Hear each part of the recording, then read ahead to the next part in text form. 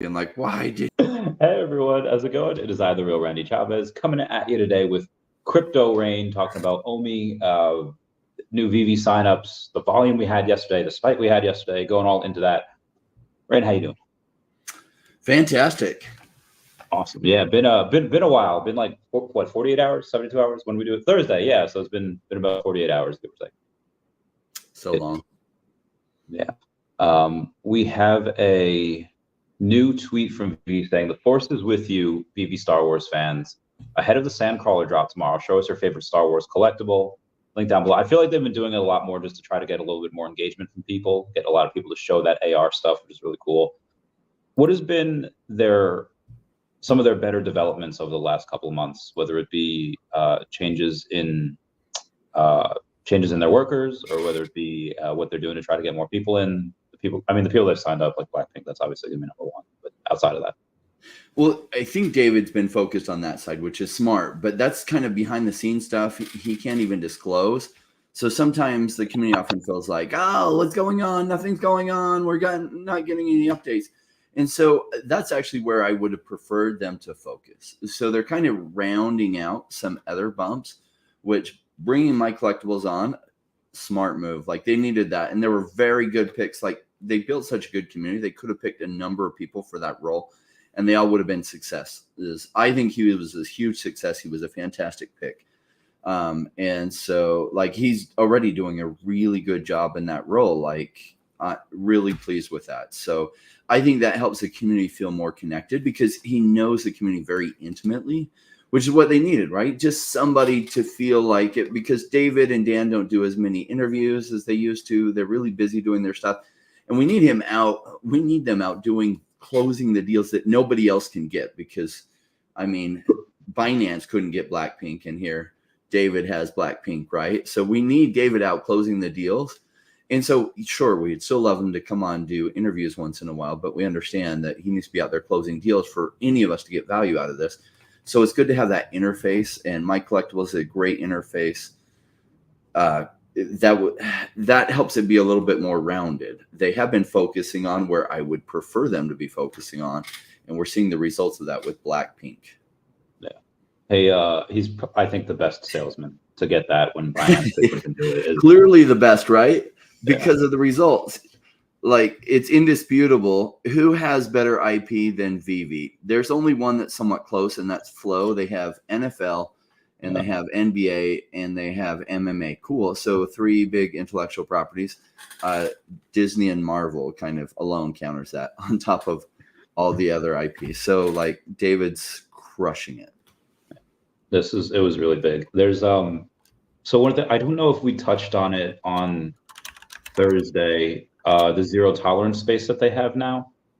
They've been blocking a lot of people, and I think that's fine. I mean, they're private company. They can do whatever they want to do. They don't have to really answer to like a board. Maybe legal they would have to answer to, but David and Dan are pretty much the ones running the show. And I don't know, what are your thoughts on that? Do you think that they're a little too overzealous with the ban hammer? Do you think that they are well within their rights? Do you think they're not aggressive enough? Because there are definitely a couple people that are saying some whack stuff that I think probably should be blocked that are not. I don't know who exactly they're blocking, but I've kind of made the decision to stop responding to people who aren't trying to have an intellectual debate, that they're just emotionally complaining like an ex-wife. And so the behavior is very much like now that gives ex-wives a bad name. Many ex-wives are like great, and they work together. So we're talking about the negative connotation of it, like a mad ex-wife, like the worst of it, where they're just like emotionally, they can never talk good about the other person. That's where these people are. They can't find any good in anything Akomi or Veve are doing. Banning those people, smart move. Like I'm not going to interact with those people anymore. Why? Because they aren't looking for answers. They're just looking for the argument and engagement. I purposely surround myself with people not like that in my life, because you end up becoming who you surround yourself with.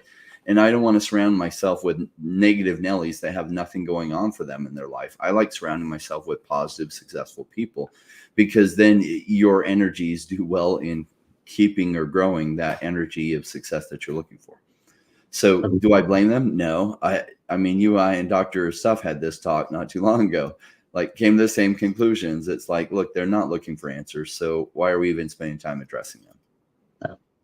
Agreed. There's a, after they announced Base the other day and all that network, it seems that we had a little bit more volume yesterday. We had actually up to a little over 1 million. The price at one point had gone up like 18%. It's come back down now, mostly to almost the same that it was before the pump. And then David had gone on and retweeted to say, hey, Base on, or Okomi on Base, stay tuned. There is more to come. This is just the beginning. And that's something that he had posted before. So I'm not 100% sure if he's just teasing like Master of the Universe, or if it's something that he's teasing like, hey, be advised, there's a lot more to come. So do you think we have Pokemon? And keep it secret. All right, we'll do the super chat first. I don't think we have Pokemon yet. If we ever did, David might tell 1 or 2 people. That's my opinion. What about yours? Well, yeah, he would tell 1 or 2 people that he knows wouldn't tell about it if they have it. They have the relationships to have it. My guess is they have like a back pocket agreement, like that they're probably going together. And like you see with Blackpink, if there is something, they won't announce it till it's ready to be announced. And that's if I'm just speculating here. I have zero insider knowledge on this, so I have zero clue, which is why I can totally speculate on it. That it's my guess is all, and it's totally a guess. Same. Love for the Slevin. Yeah, good stuff. Thank you for the super chat. What was the other one? Oh yeah. So OMI on Base, we had a little bit of volume, but then it kind of came back down. And that's been, I guess, one of the, rallying cries of the Butters. Be like, oh yeah, you get a little pump, it goes right back down. At what point what has to happen for us to kind of have that volume sustained and then have that price sustained as well? Like, do you think there's any specific catalyst, or is this something where that narrative has to change and that could come from wherever? Yeah, it just has to come into the narrative, right? Digital collectibles has to hit the narrative, and then it will break through certain resistances and it won't come back to those.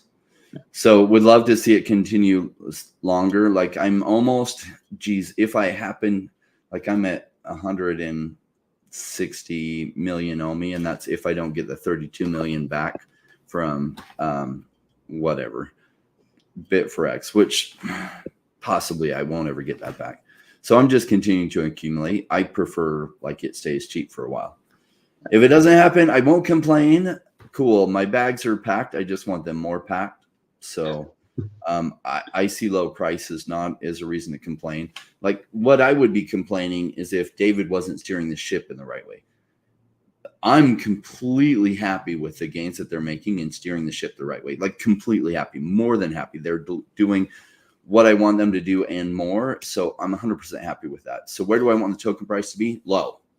Lower would be great. So all you fodders, please, like if you have any OMI left, just please dump it. Please. I didn't like the price pump because I was moving something else over that had gained a whole bunch over the past number of months, and it's been a huge success. And I sold half that position only to go to buy some OMI and realize it's up like 12%. I'm like, crap, I like buying as cheap as possible. I'm like, oh well. So all the buy orders did get filled, thank goodness. So that was another 17 mil OMI. Yeah. There's a Jeremy Hador had posted on David's tweet saying, hey, I'm liking this progress, David. Talking about both Base and with Blackpink and everything. He's seen that. I spoke to him the other day. He has still never sold a single OMI. He's really excited. We kind of just went over why they're not on just major exchanges right now, and why Earth 2 had decided, oh, hey, since Uniswap, what did they get? They get like a Wells notice from the SEC. Uniswap got something recently from the SEC saying that Wells notice. We're contemplating suing you, and so did what else? The Runs Made a Mask. Was it Robinhood? Robinhood did as well, and I forget the name of the organization that runs Made a Mask. It does a big conference in like Austin every year. Huge name. I'm just forgetting what it is. And they all got Wells notices, right? What's interesting is you haven't then seen the follow-up lawsuit, which, SEC only has so many lawyers. Their lawyers going to be totally tied up working these cases, which is great. So especially with the countersuit, right? They sent a Wells notice and all of a sudden they got countersued. So that forces them to engage their attorneys. They only have so many attorneys, thank goodness. Republicans and a few Democrats haven't allowed them to grow. Like Gary Gensler has been begging to be able to grow their division, and that hasn't been funded, thank goodness. So they only have so many staff, and probably their staff is now putting in overtime and get overworked, and good, bog them down, because they're not trying to create a safe and fair space for people not to get wrecked. That isn't in their interest. They're trying to protect the incumbents, which is what happens. It's called regulatory capture. And the longer regulators are established, the more power they get in bed with the incumbents, and they prevent any new startups from coming in. And crypto is the startup that's going to revolutionize banking and some other things. And bankers don't like it, especially the really big ones. They don't want change. They don't want competition. So they're using Gary Gensler, Elizabeth Warren, who is using Gary Gensler to save them from having to compete, because they don't want to compete. We've had a lot of. All right, so if we pretend that all three candidates that are going to be on the ballot, let's pretend that they're all equal in their own way, even if they're not. We're just pretending for this scenario. Yeah. If not all issues are the same in the state of the world, I think that I would say like the environment might be a little bit more important than crypto. But for me personally, crypto is, that's like one of my number one things, because that's what's going to make me the most money. When you had President Trump come out in support for crypto the other day, do you think that changed the outcome of the election? Do you think that changed the outcome of the future for America? Or is it contingent on him still? Like is him saying that enough for Biden to come out pro crypto? There are a number of single issue voters that will swing to like, okay, Biden is clearly anti-crypto by his actions, that a lot of those people that are single issue voters will just look at the actions. I would imagine in the coming month, Biden's told by his consultants to pretend that he loves crypto. If you look at his actions, no, he's been he's the one that appointed Gary Gensler to the SEC. He could call Gary and say, back off from this. Or I don't know if he could make that call, but he could have someone make that call. Or whoever is helping Biden with his administrative duties could make that call to Gary Gensler and say, back off from this. So the Biden administration is not friendly to crypto at all, no matter what they may say in the coming months. Trump administration will be much more friendly. How friendly? We don't really know. He was okay friendly when he was there before, but it was still early days. Like most people didn't get crypto. BlackRock wasn't friendly to crypto. So back then, BlackRock was saying crypto and Bitcoin was like a scam, and it was like just used by bad people and stuff. And now BlackRock has completely flipped around. So I think Trump is somewhere in that evolution. Like how pro crypto he'll be, I suspect he'll be really pro crypto, but I can only, by his statements, he'll be at least moderately pro crypto. So speaking of people that were really talking bad about crypto, yeah, JP Morgan and Wells Fargo, they're the latest global banks to disclose exposure to Bitcoin via some spot Bitcoin ETFs. And Jamie Dimon was like you just said, the most anti-crypto person publicly, likely to just go in and kind of FUD it and get the price down so you can come in and swoop in and get all that. Wild how the smarter they know people the game, right? So don't listen to what they say. Like almost like, of course they're going to say that if they're trying to accumulate, because they don't want to have to compete with you. They think that you're beneath them, right? So they're just like these dumb people that listen to me. Like I'm going to get the average everyday person to wait on the sidelines while I and my business entities accumulate huge, and then I'll be dumping on them at all-time highs. It'll be great. So I suspect that's what's going through his mind. I can't say I know. I don't know. I suspect because his actions are different from his words. I understand that as well. Hopefully people go and they have a little bit of foresight, and now they have experience. Oh, politicians and bankers say one thing and they do another. Anyway, we have Gabriel Druin says, my collectibles should now go by his actual name, saying the whole Veve team is doxxed. Be advised, the only people that are public are really doxxed. Like there's like 100 people that work for them. Maybe people know like a dozen, if that, if they really pay attention. Is that girl Deuce Geek Deuce? Do you know her? No. From the team. I don't believe that's her real name either. I think if if people really wanted to find out MC's like real name, I feel like he said it before, even like just his first name, and they could extrapolate from there. So if it's super important to you, again, you might even be able to go and ask. He might just tell you. Or if not, I don't know any of Veve's real policies about that. What are your thoughts? Well, I feel like that position, it's not like he's paid hundreds of thousands of dollars, is my guess, for that role. He's paid okay money to participate in it. And so, like, essentially, it's probably a subcontract position. Maybe it's an employee position. It's also should be at his discretion, right? If he wants to dox, like, crypto has bad people associated with it. And there's some bad people, some anti-VV people that might show up his doorstep if he gives out his actual doxed information. So if he wants to keep that private, I support it. There are lots of great people in crypto, and there are some bad characters as well. There's Energy says, who cares about futters, which are around for so long with us? I've seen a couple of people that are like, oh, I'm in it for the long haul, and like they can't last like 18 months. And then their sell is like, oh my God, like, yeah, actions speak louder than words. Everyone can say the right things. Watch what they do. Yeah. I'm doing so I told people if we ever get Pokemon, I'll do a 24-hour live stream going over like as much as I can, because you could talk for probably hundreds of hours about it. But it's for tomorrow. Mr. MC1's going live from like 10 p.m. Eastern Standard Time to 11:30, and then that'll be on Spaces, and then I'll be live for 11:30 until 3:30 a.m. pretty much after they announce the drop at 3, or they announce whatever they're announcing. Hopefully a new video, hopefully something else cool. Are you going to be around at any time for that, or is that a little too late? Tomorrow, I might be able to join in for a bit. I'm going to grill up. My wife is getting back from a Ragnar race that she did, and it's Mother's Day, so I'm going to cook her some steaks and spend some time with her. But I might be able to jump in for a bit.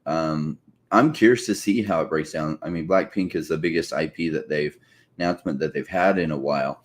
And sometimes you get these IPs that might bring a lot of people over. And we're seeing some of that by the new people coming in. I just checked. I went from Diamond 1 to Master Collector. Again, it's kind of gone back and forth over the past few days. I did complete some sets.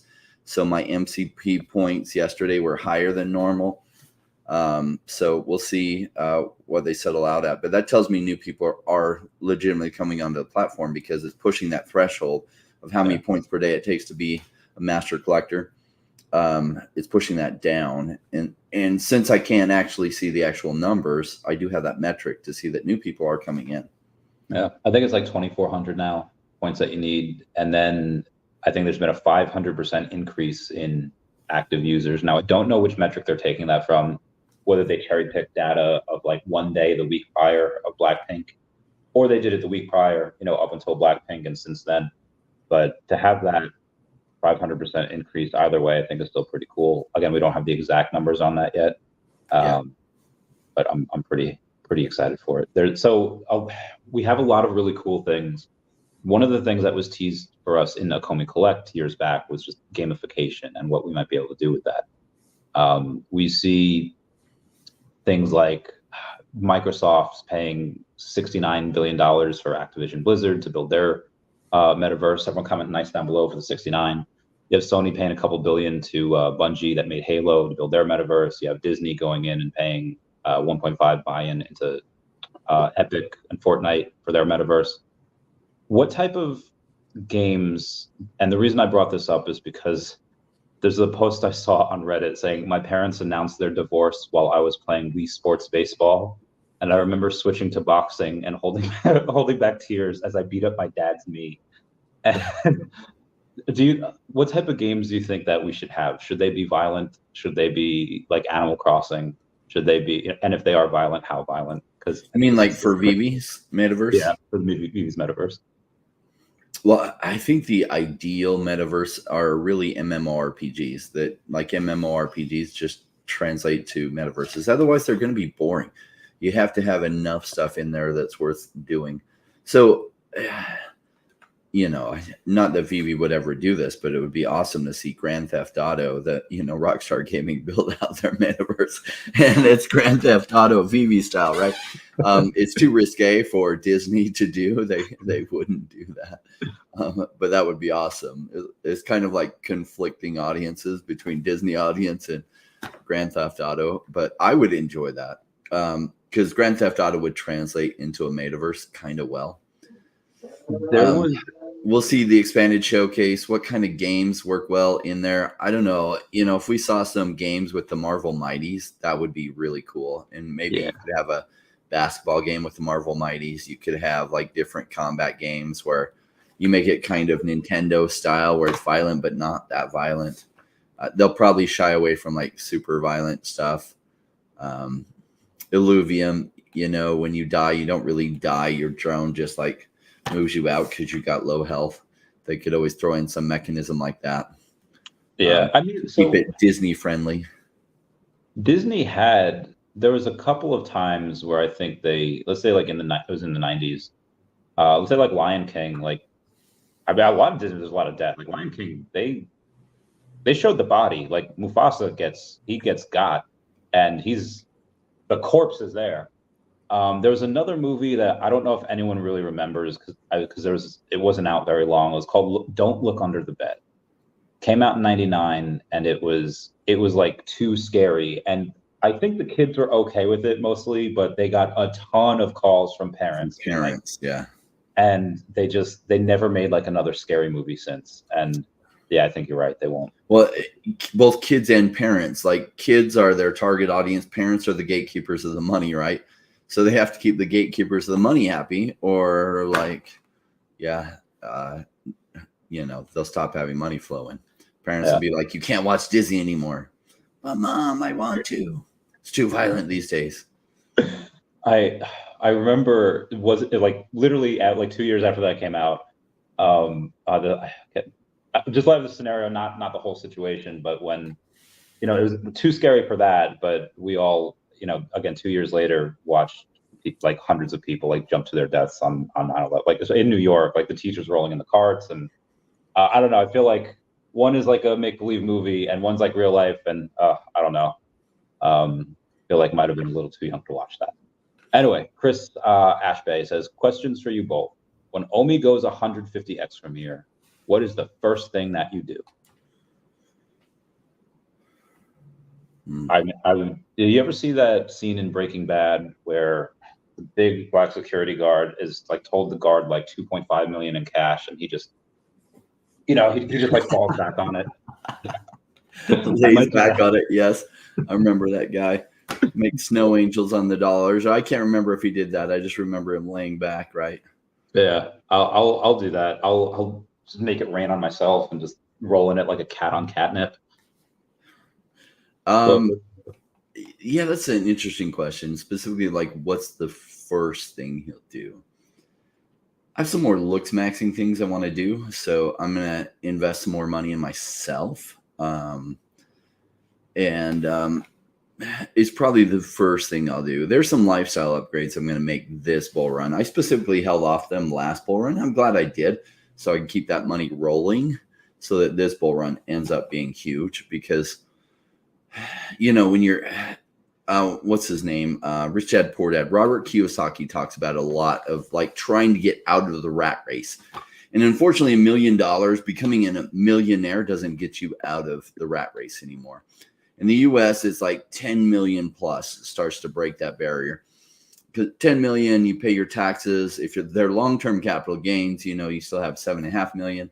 So 10 million plus is what breaks that barrier, where you can get a house paid for, a car or two paid for. You can make some investments that have cash flow coming into you, and you're actually out of the rat race. So it's like, it's important to keep your money rolling until you're out of the rat race, because that's a true goal. Because then you have true financial freedom. Because if you make $1 million exactly, and you buy a pack of bubble gum, you're no longer a millionaire. You're 900 something thousand. Like, so if you just make this money and you go out and spend it right away, that's tempting, but that's low financial education. You got to take the money and roll it into assets that keep you out of the rat race for forever. So I'll continue rolling probably half of it into crypto. But, you know, I'm going to make some audacious purchases.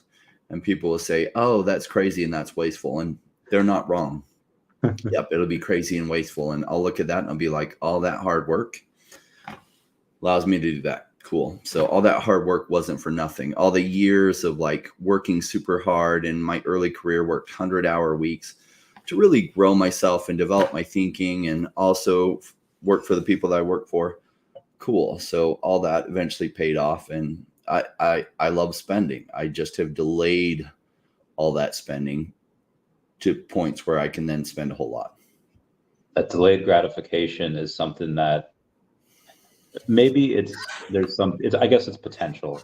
Because there are some, like, everyone's born with potential, but it's just how much. And it doesn't matter how much potential you have, you need that drive. And only some people, even if you have that drive, can really become rocket scientists. Only some people get to, you know, high levels of math.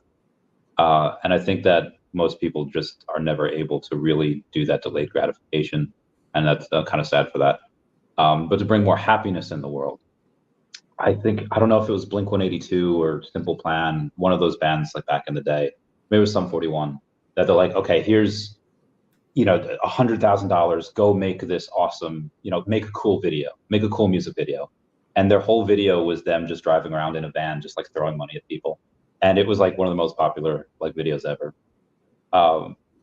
There's a scene in It's Always Sunny Philadelphia where Frank has like Danny DeVito, he had like a near-death experience, and it's like, I don't know how much longer I have left on God's green earth, so I'm gonna get real weird with it.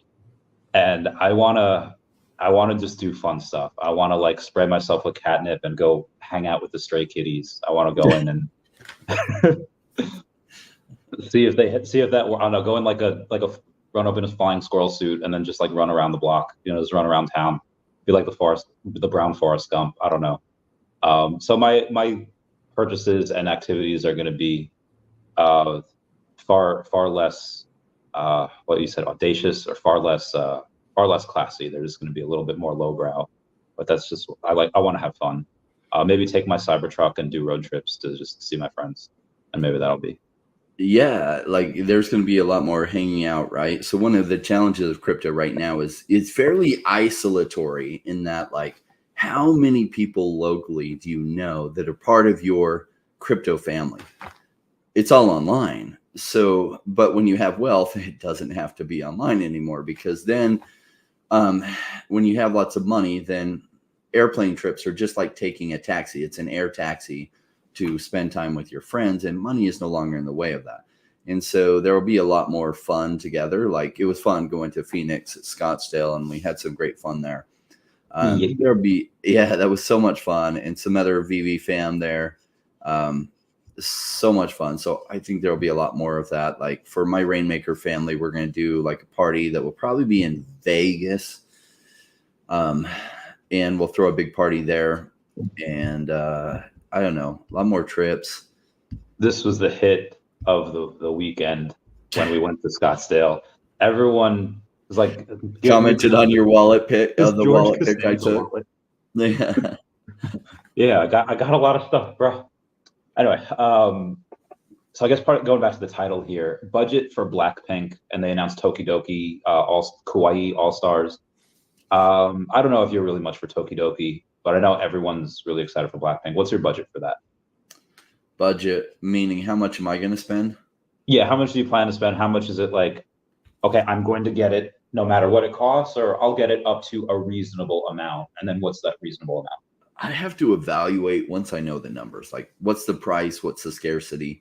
Okay, yes, I'll probably use some master collector points to go for it, but we don't know those numbers. Like what are the items? What is the scarcity? What is it? They talked about multiple drops. So like, what does that look like? I need to know more information, because like, do I know the band? No. Did I know of them? I probably heard some of their songs and not even realize that. I really don't pay attention to who sings what. So, yeah. Am I excited to have them coming? Yeah. As I've researched, I'm like, oh, they're a big deal. And their fan base is like ravenous, which is awesome. perfect for digital collectibles and perfect for great acquisition, because if you're going to have a digital collectibles app, you want to have the digital collectibles that everyone wants. So great job, great win on having some digital collectibles that apparently the whole fan base wants, or enough of their fan base that you'll get some new community members coming over Veve. Now, hopefully, eventually, like much of the world is using Veve. For a long time, Facebook was like local to Harvard, and then later, and it was like the Face app or something. It later changed the name to Facebook, and it got bigger and bigger, and then like across the world, everyone's using it. I hope Veve goes that same way. That today, you know, most households haven't heard of Veve, but in the future they will, and they'll be like, oh yeah, get that new thing on the Veve app. Yeah, that cartoon you're watching now, you know, you can actually play with the little thing. Yeah, you know, you can have Thomas the Train while you watch the show, and you can put it up next to you, right? Like, that's cool. Oh, that'd be cool. Do we? Who owns Thomas the Tank Engine Train? What's the? I have no idea. It was on PBS back in the day, but I'm curious who owns it. Dude, have you seen Thomas Did Nothing Wrong?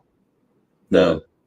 Okay, so I don't even know if I could talk about it. It's all right. So Thomas is a train, and he's on trial, and it's supposed to be maybe like the 40s or 50s, and you know he's just like, Thomas did nothing wrong. He's like, I just had cargo. I didn't know what the cargo was, and it's absolutely. Is it like a spoof made about it?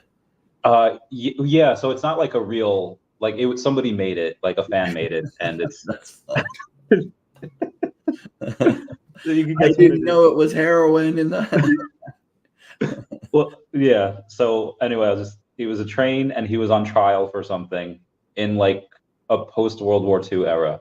Anyway, Blackpink has 1 day, 9 hours left, and I posted this like not selfie, the screenshot like a day or two ago, and I knew what I was doing. Like I posted just a fake email, like OMI homie 123 is not my real. It could be a email, it's just not mine. And then I posted a number on there, 914-361-5397. That's not my real number. If you dial that, you'll get Jubilee from X-Men saying like, oh, hey, so glad you got this number. Come stay at the X Mansion, because there's an X-Men mansion that you can stay at over in Westchester. But people kept messaging me, and they were like, Randy, you doxed yourself. You like gave out your number, and you gave out your email. And I was like, well, call the number. And then, you know, it was just fun. That's so funny. Anyone that did that. The Blackpink, yeah, I have a Blackpink week. And I don't know how many there are. I get all of them. I don't know. We'll see. Jason Amada says, sounds like coping. What do you think is, because I don't think we are. I think we're just. What is what is that statement even referring to? I think that was when we were going over that we're happy that the price is down so we could buy more. And I think we're both genuinely happy that it's down so we could accumulate more. But there are some people that might be like, oh yeah, I'm happy, but they can't really afford to buy more, or they. Well, we see the world not the way it is, but the way we are. So that tells us more about where Jason's at. Cool. Thanks, Jason, for volunteering that information. And yeah, the world is changing. It will not apologize for what it's turning into, and it's going digital. And we're super happy with this investment. Do you still think OMI hit 1 cent in 2024? Yes. I think so. Yeah. Yes. That was an immediate yes for me. What? Yeah. So, and he used the right word. Can. Will it? Probably. But I don't have a magic crystal ball. I can't see the future. Can it? Absolutely. The right things, it just needs to come into the narrative. 1 cent is an easy marker for it to hit when digital collectibles comes into the narrative. So will it hit 5 cents? Less likely, but it probably will. Will it hit 30 cents? I hope so, but I give it like a 30% chance. The right things really have to come together. Not only does Veve have to hit the narrative, it has to hit it really big for 30 cents to be a possibility. And people say that would put Veve at a Comey at $100 billion market cap. And it's like, well, if there's no burning, yes, it will. And why do you think that can't happen? Ripple hit like a 300 and something billion dollar market cap in 2017. People said that was impossible. Nothing would go over 50 billion, and it went way over that. So like FOMO is real. People chase green candles. When something comes in the narrative hard, you will see very irrational behavior. because they're not wrong in that OMI shouldn't hit $100 billion market cap this coming bull run. But that's a very different question from will it? Because just as like the price gets irrational to the downside, like OMI's price right now isn't rational. It should be higher, which is cool because I'm an investor. I like to buy low when people are irrationally pushing it lower, like to lows that shouldn't hit. Cool. That's when I like to buy. Like that's what I like about crypto is the short cycle and the massive volatility. So it gets pushed down to limits that it shouldn't really get to, but it does anyway. And then it will go up to numbers it shouldn't go to, but it will go to them anyway. And that's when I'll be selling. And so people say it shouldn't do this. And it's like, look, this is the human condition.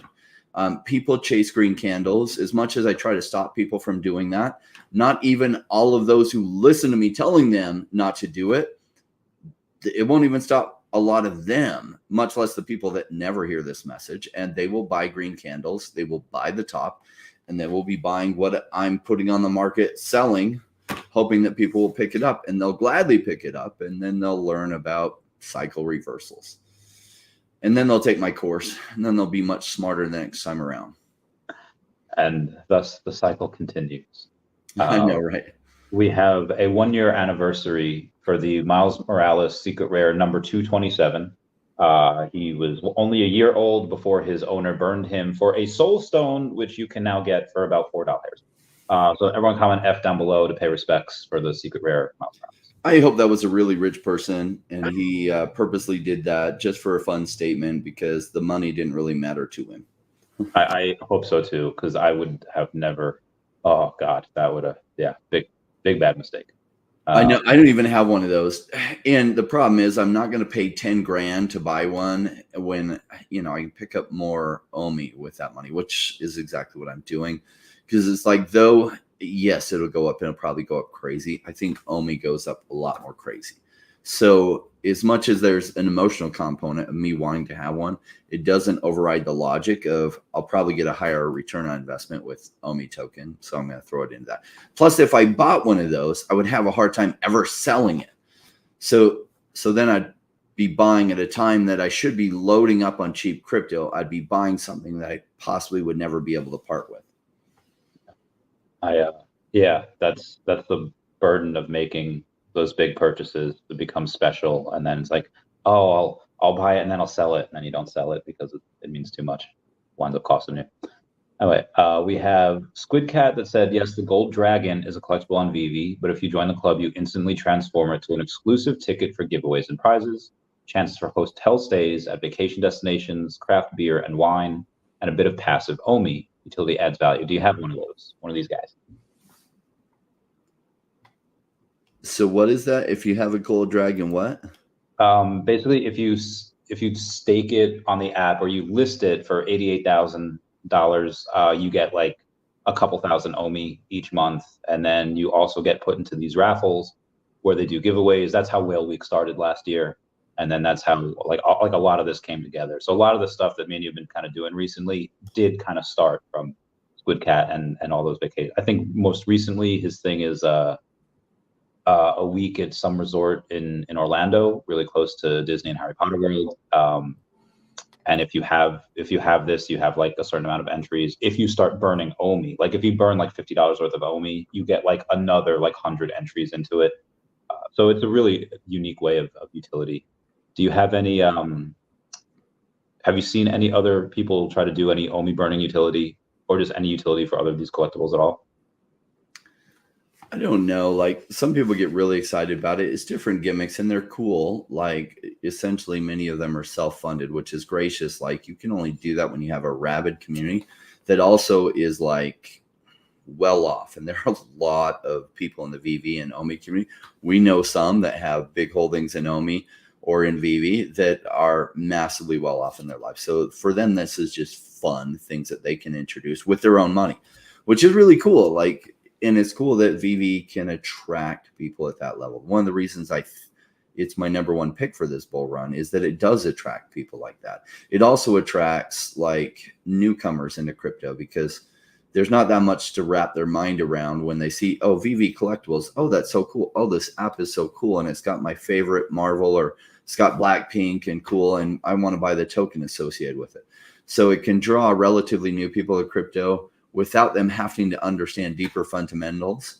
But it also can attract people like me that also love the deeper fundamentals of like the token behind it. And that when I look at the team, the trajectory of the business itself, those are all important to me. For some people that's come in, it's like, oh, it has Blackpink, I want to buy the token associated with it. So it can attract all kinds, including really successful people that just want to add additional utility that then burns more OMI. Cool.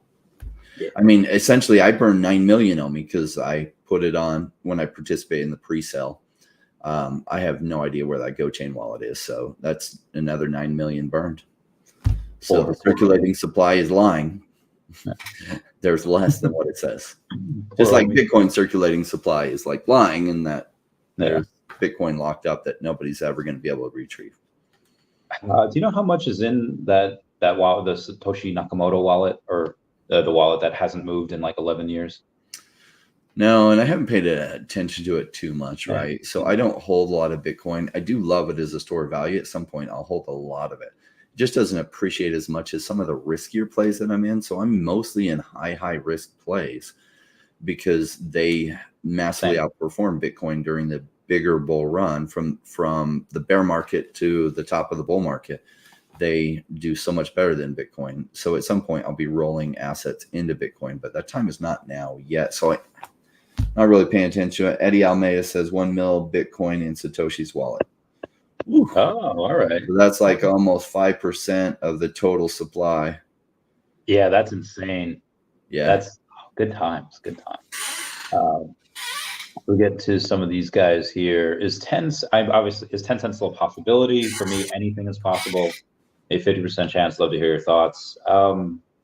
Yeah, again, with no burns, that's a $30 billion market cap, and that's, I think, well within the realm of possibility. It's not something that's like, oh, it could reach like $1 with hitherto, or even still, like, everything's a possibility. It just gets lower chance the higher you go. Mm-hmm. But I would say that would be like my base case would be 8 to 10 cents, as long as most things go okay.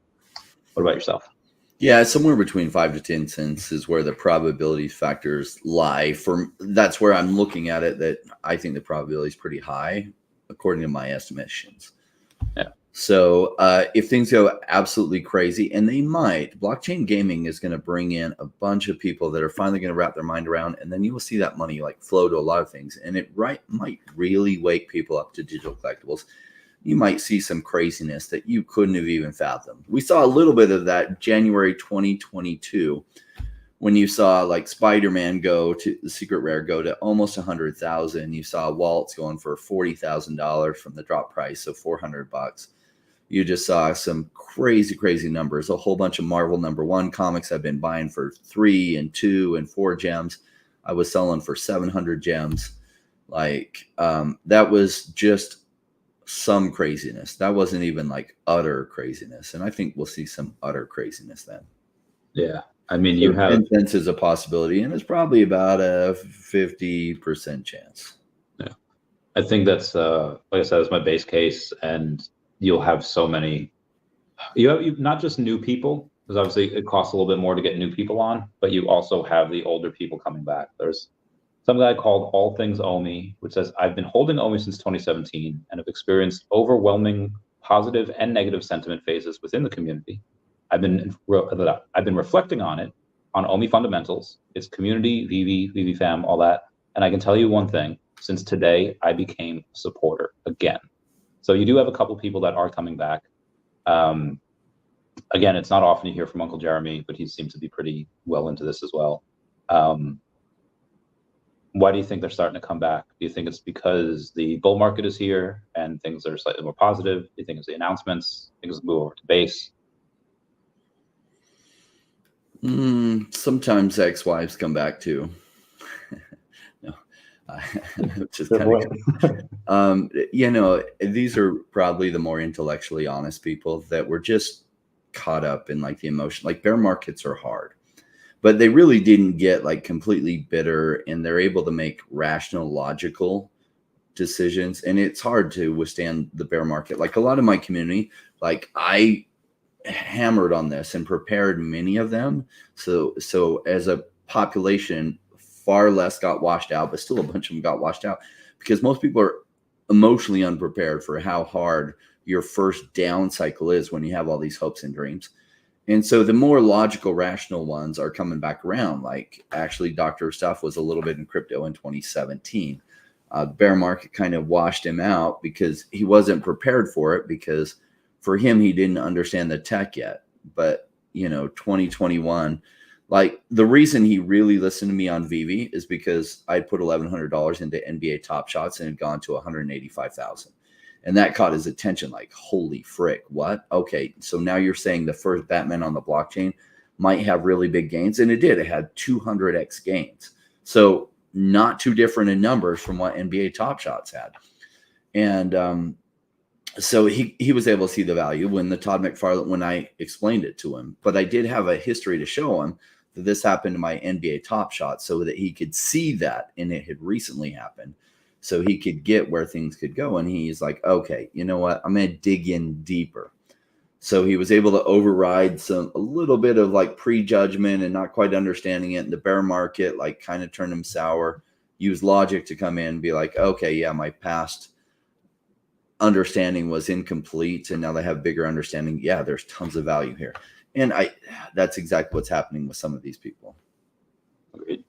I guess a little bit more of a important question on how to take profits and then how to eventually go in and redistribute that wealth and take the new wealth that you have and reallocate it. How long do we plan on holding it? For me, I'll always have a special place in my heart. So I'll likely always have 10 million OMI in the app. I'll likely always have a little bit more. Obviously, I'll sell a ton as we go. Like every couple of cents, I'll go and sell a lot more. But if we do, and I'm not saying we have like another 98, 99% downturn the next bear market from this high, but if we have a 60 to 80% downturn, yeah, I'll buy it. If it still makes sense, if the company's thesis hasn't changed and they're still going in the trajectory that I think they should be going in, I'll buy a lot more. It'll be one of my favorite positions.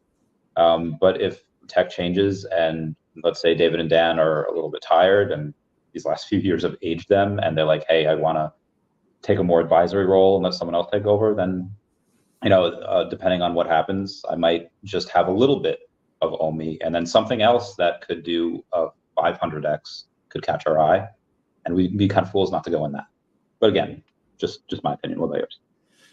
Yeah, I'll be taking a lot of profits out. I'll probably sell all but the minimum that they're rewarding me extra for holding on the OMI app. So if that's 100 or 10 million, then it'll be 10 million. If it's 100 million, I'll probably sell into that too, because I just don't, I know what bear markets are like, and you can have things go down 90% plus. So why do I want to hold through that? If I'm holding stable coins or something else, yes, you're going to incur taxes. Cool. Pay your taxes.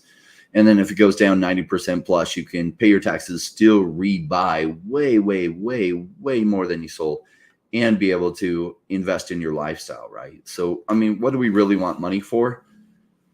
Security, like it gives us options, our life and lifestyle. I mean, that's what it's good for, is security, options, and lifestyle. That's what money does. So why else are we interested in investing other than different combination of security, options, our life, and lifestyle? And so I'll be investing in those things. I did not know Thomas the Train is one of the first characters people mod into PC games. That's so funny. I didn't know that either. I love those things. Like you have Goat Simulator, and then the goats just have like rocket launchers and stuff. Those are amazing. There is at our stream I had with Veve Magic yesterday, we had Yo Stephs that just picked up a hitch and a ride, Mickey from Veve Official, while watching two of my favorite people. So we got a nice one of those. What are some wild purchases you've seen or wild events happen while you were live? Like I've had some times where, oh, this particular collectible sold out while I was live. Have you had any cool things happen? Bitcoin broke all-time highs while I was live. That was fun, but I don't go live near as much as you do. So you go live like almost an hour a day for a year. So that gives you at least an hour a day for like a year. So you'll have like 365 live streams, and sometimes they go like 8 hours. So the chance of that interesting things happen while you're live is like way, way higher. I've had a little bit of content creator burnout the last while, so I've met my commitments, but I haven't done a ton of extra videos yet. That's coming. Part of it too, I've been working on revamping the course. So not only the Zero to Crypto Hero course, which is the bigger, more in-depth course on teaching people to be savage investors, but a free course that I'm building that's just about done, or just about ready. It is done, and I'll be putting that out. So I've been putting some thought and energy and getting that ready too. So I haven't gone live a ton. So, I wish I had a better answer for that. But other than Bitcoin breaking its previous highs, and, Wednesdays, I'm usually live with Paul from Definity. Yes, when Fed Powell is making his announcements on what they're going to do. And like on a weekly basis or a monthly basis, that's kind of big news. But there's like 8 meetings a year. So it's not really big news. Yeah, that's fair. There was a new sale today. The mint number 1924 represents the year of the Necronomicon, which was first mentioned in H.P. Lovecraft's short story, The Hound. That sold for $3,250. Wow. That is a 77x the floor. The floor is 42. So I've seen, I don't think more than 2 days go by where you don't see one of these big sales, whether it's like Platinum Mickey, whether it's a lightsaber, anything with these special mints. They're going, and hopefully they go to diamond hands, but it'll be really cool when one of these things at some point sells for like $100,000 instead of like the $12,000, which is still great. Yeah, some of these special mints, right? So we have a friend in Phoenix that's been collecting a lot of special mints. I haven't gone that route. I like the floor because they're just easy to liquidate when you want to liquidate them. They're easy to pick up instead of having to sit there with a lot of gems in my account waiting for special mints, or trying to reach out to the people that have them and figuring out what the special mints are for different things. It's just not my game. Some people are solely focused on Veve and OMI, which is just one of my focuses. It's one of my favorite focuses, which I've been coming on a lot of Veve streams lately. Why? Because the price is so cheap and attractive. Like, I want people to get that and understand it, as well as it's fun. So like, even if the price was terrible, I would still come and join the space once in a while, but I wouldn't be talking about it so much because the price is way high. And as an investor, I'd be like, people say, should I buy it? I was like, I can't tell you what to do. I could just tell you I'm not buying at these prices. Right now, I absolutely love what's going on with them. They're making all the right decisions, and the prices are so juicy, and that's like the best convergence of everything.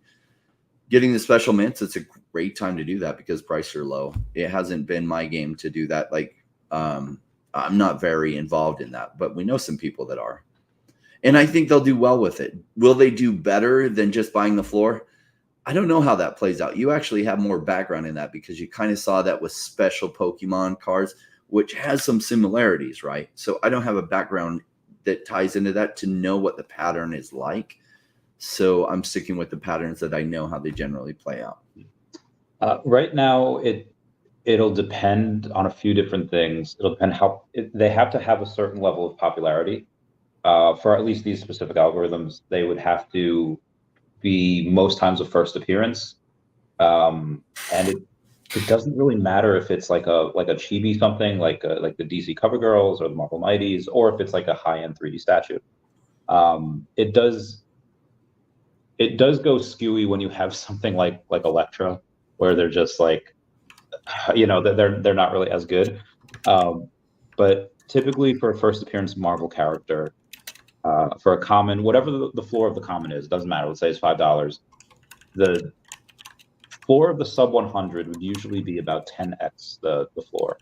And then when you go to specific mints like 420, 111, 666, whatever it is, like those are about what they would be for a sub 100. You'll have another small multiplier for like the meme numbers like number 69, but you'll have, if it's a sub 50, you'll usually double that. So if it's 10x, if a common sub 100 floor is 10x the normal floor, a sub 50 is usually just double that. So it's about 20x. But then a 41, 42, and 43 can really be whatever that people are just willing to pay, just because there's only like a couple of those. Right. And that's just for the commons. For the uncommons, it's usually about an 8x. And then the rest of the things stay the same. For the rares, it's a 6x. Ultra rares, it's like a 3x. And then for the secret rares, it's like a 2x. But then all the other multipliers stay the same. So that's what I've kind of noticed with that. But they usually have to be Elsa golden moment statue, this number 42. And then one of my community members the next week got the partner statue mint number 42 just on the drop, right? Nice. So it's like our community, for whatever reason, got blessed right around that time frame. Like the partner statue mint number 42. That is someday, you know, I would love to see him get like $1 million for that. That would be awesome. Yeah, I don't think I'll be able to tell this story in its entirely, but I can just mention this. Veve is very committed, like very, very committed, more so than anyone else knows, to not releasing those sub 41s, at least on the ones that we already have. Obviously, there's some drops where they already released them that it starts at 21 instead of 41. But for the most part, they're very committed to not letting any of those go. I can't really tell what the story is. Maybe David will say it at some point, but it's super committed. You've seen a few of them change hands from some of the early team members that maybe aren't even there anymore that got some of those change hands, but they're very, very scarce. Yeah. Dragon Hang says, besides OMI to NFT, which I am expecting this quarter, what would you consider a big announcement regarding OMI? I don't know. What about you? I mean, OMI on Coinbase directly. That would be a huge announcement. Yeah, that'd be huge. But I don't know if that's I don't know that's in the works at all right now. But he asked what would be a big announcement. That would be a big announcement. Yeah. Or any American exchange that Americans could buy on. That always has. There aren't very many American exchanges that Americans could buy on. The U.S. SEC is protecting Americans from yourselves. Don't put money in crypto, but go buy lottery tickets at the local Circle K. Yeah. Oh, the American government sucks sometimes. It's horrible. Brandon Babcock says, you two in particular will have helped many make it. Thanks for your wisdom, knowledge, and trying to share truth, even when it's thankless and cause you to receive hate. Thanks, man. Thanks, Brandon. Appreciate it. Yeah, at first the hate caught me off guard a little bit, and then I watched this thing and people's like, well, you know, like you've made it when you're getting lots of haters. And I was like, oh, that is true. Good way to look at it. Cool. There's some truth to that. Know you're making progress in video games when you run into a lot of enemies. Collectibles, comics, music. Yeah, so they started with just collectibles, and then they obviously went to comics shortly afterwards with Marvel back in 2021. But those are, I don't want to say reprints. They're just like the first appearance of those comics, but in digital form. But now you have some things that you're able to go and read some of those digital comics before people are able to get it in their shelves, in their local comic book store, like hours before. So I think it would make some poetic sense that we might be able at some point to hear certain music before artists release it, even if it's just like at the same time or, you know, a couple hours before. Do you concur, or am I just kind of connecting dots that aren't there? Sorry, I missed the question. I was looking at DZ Tenants. Can anyone see this message? Yes, asked a question, but it didn't show up on my phone in the chat. Sometimes if you put something in there that like YouTube doesn't like the word, it will sometimes not go through. So that came through. I don't see any earlier things. Sorry, Randy, what was your question? No, you're good. And sometimes if you put a link, same thing, it doesn't. So if, you know, like instead of like porn, say prawn, like PRON or PR0N, like we'll know what you mean unless we're, you know, dead. Anyway, what was I saying? So we've had now the last couple of weeks the ability to go and read new comics several hours before they hit the shelves, before comic book stores open. Do you think that it's possible? Because I think that it is, that we're able to go in and maybe listen to new music before it's sent out on Spotify or YouTube, Vevo. And I think that maybe I'm connecting dots that aren't there, but I think that that is a possibility at some point. If they're doing that with comics already, then probably doing it with other things like the comic was a big inroad, right? And that inroad came from really the relationship with Marvel, and that was cool. And probably the first highly reputable company to like bring comics to digital form and digital collectibles. Will that happen with music the same way? I don't know that it will. They're totally different connections. Like your connections to Marvel aren't helpful towards that. Like they need connections to Sony and to a lot of the big music producers to bring the biggest artists to like Veve first. And then I'm interested where this coming drop goes, because it's like they can make the actual characters, which in K-pop, the individual characters are like a big deal, and them dancing, which is a lot of what they do, is a big deal. So like these really cool 3D collectibles that can be doing dance moves and everything is a great format for that. The music accompanying it, great, but how many people are going to be listening to music through their Veve app? Not very many. Can music tie into their metaverse idea? Yes. It doesn't have the same correlation as comic books does, where comic books, you need to be able to read them. And so, whereas listening, like Spotify is huge, these other things are huge. I think there will be music NFTs. Like that's just a superior format for proving ownership is NFTs. Will Veve be the app that gets that? I don't know that it will. I don't know that it would be the ideal app for all your NFT collection of music to be through. But NFTs about the artist actually dancing, like Britney Spears, like from when she was like 19 and super smoking hot, like out there doing everything. Yeah, that's a great format. And you can put her in your Veve like vault and dancing around doing stuff. Cool. These K-pop ones, I'm interested to see how Blackpink and those look and what they're doing. That's pretty cool.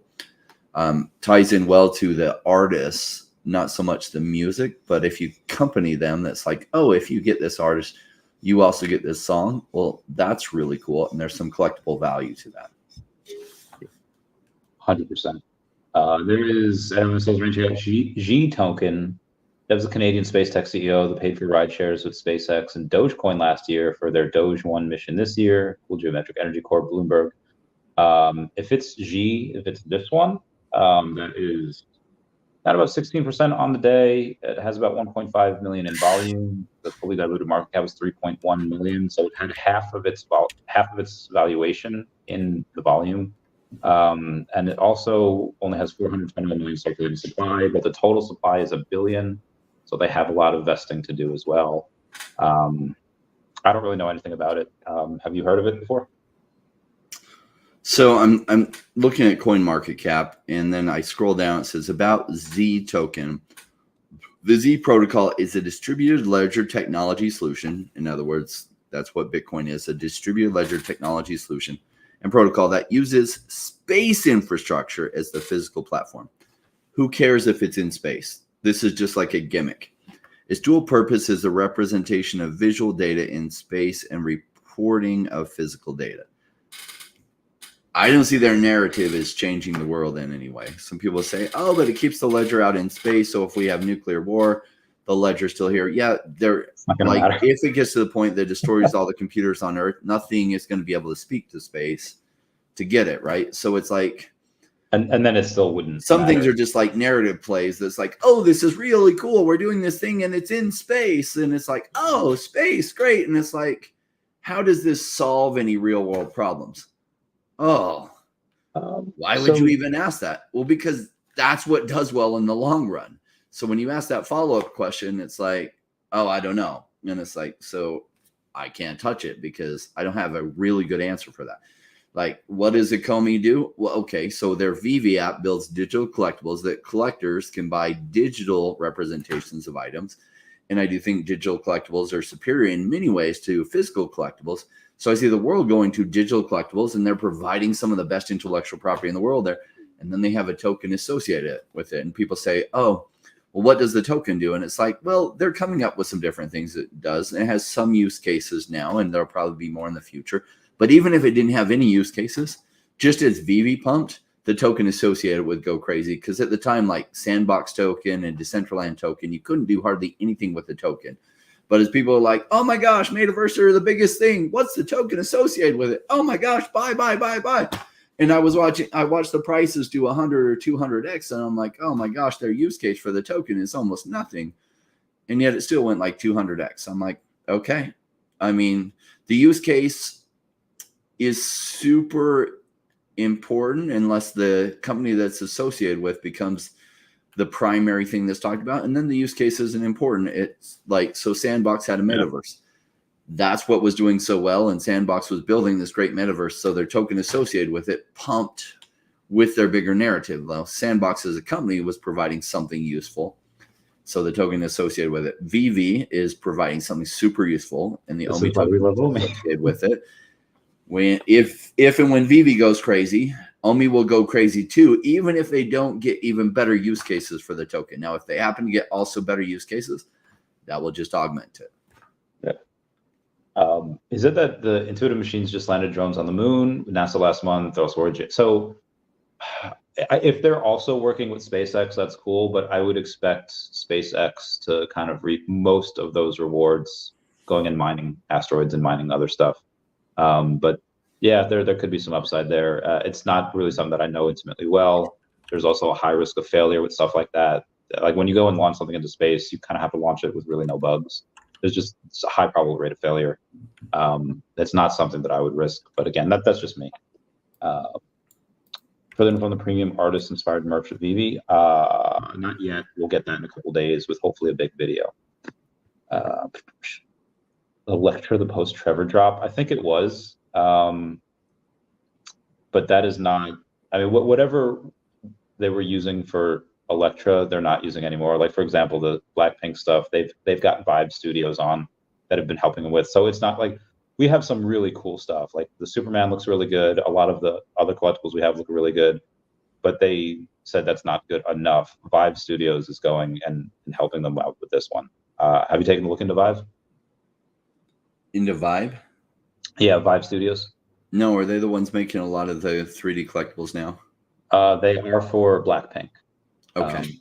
And Vive Studios used to have like the HTC Vive, like they were like one of the OG like face camera things that those developers. HTC was one of the big phone companies, and I can't remember what other technology they had. But yeah, as well as that. Cool. No, I haven't looked into them. Like, hopefully they're really cool because it will make a difference to the collectors. If the collectibles are cool and they're doing like really cool dance moves that the fans love, then those collectibles are going to be cool. Like, there is a coolness factor when you're trying to sell collectibles. Coolness absolutely matters. Like Wolverine, they nailed the coolness. Why? Because thank goodness you can put the mask on and off, and he looks ugly without the mask. But it's fun that you can take it off. And you can make the claws pop out, which is the most important thing you could do with Wolverine. So the coolness factor was at least a 9 out of 10 with Wolverine. Great job. Darth Vader, coolness factor was like an 8.5 or higher with like the chokehold, right? Which is one of the coolest things you'd have Darth Vader doing. Yeah. So good job on that. Electra, coolness factor was low. Maybe Electra ends up being worth a fortune because coolness factor was so low, it actually makes it memorable. Because otherwise, Electra wouldn't be very memorable. There's a lot of her common and uncommon that were burned too, because they were like $3. So, and the Soul Stone was like about $6 at the time. So there was a mass burn of Electras.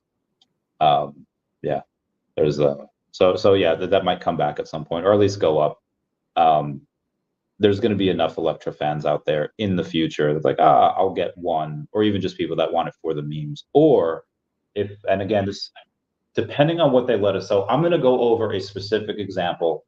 I'm not going to say if it was funny or not. I'm not going to, it's probably the wrong thing to do. But in Harry Potter, they have the Avada Kedavra, like the killing curse. And to be inclusive in this ever-changing world, they're like, you know what, let's, for one of the NPCs, one of the characters in there that you can't play as, that's just a non-playable character, let's make this person a transgender student. And the internet took over, and there was a bunch of videos of people thinking that they were funny, and they were Avada Kedavraing the transgender student. And it's like, okay, this is clearly something that probably should have been caught, and it wasn't. And then a bunch of crazy videos are online about it now. Maybe they do something with, like, let's say we get Super Mario and we get Bob-Ombs, right? What's to stop people from like putting like 10 Electras like bowling pins and throwing the Bob-Ombs at her and just watching her explode? That'd be an amazing use case for the Electra one, right? It was so bad, it's become cool.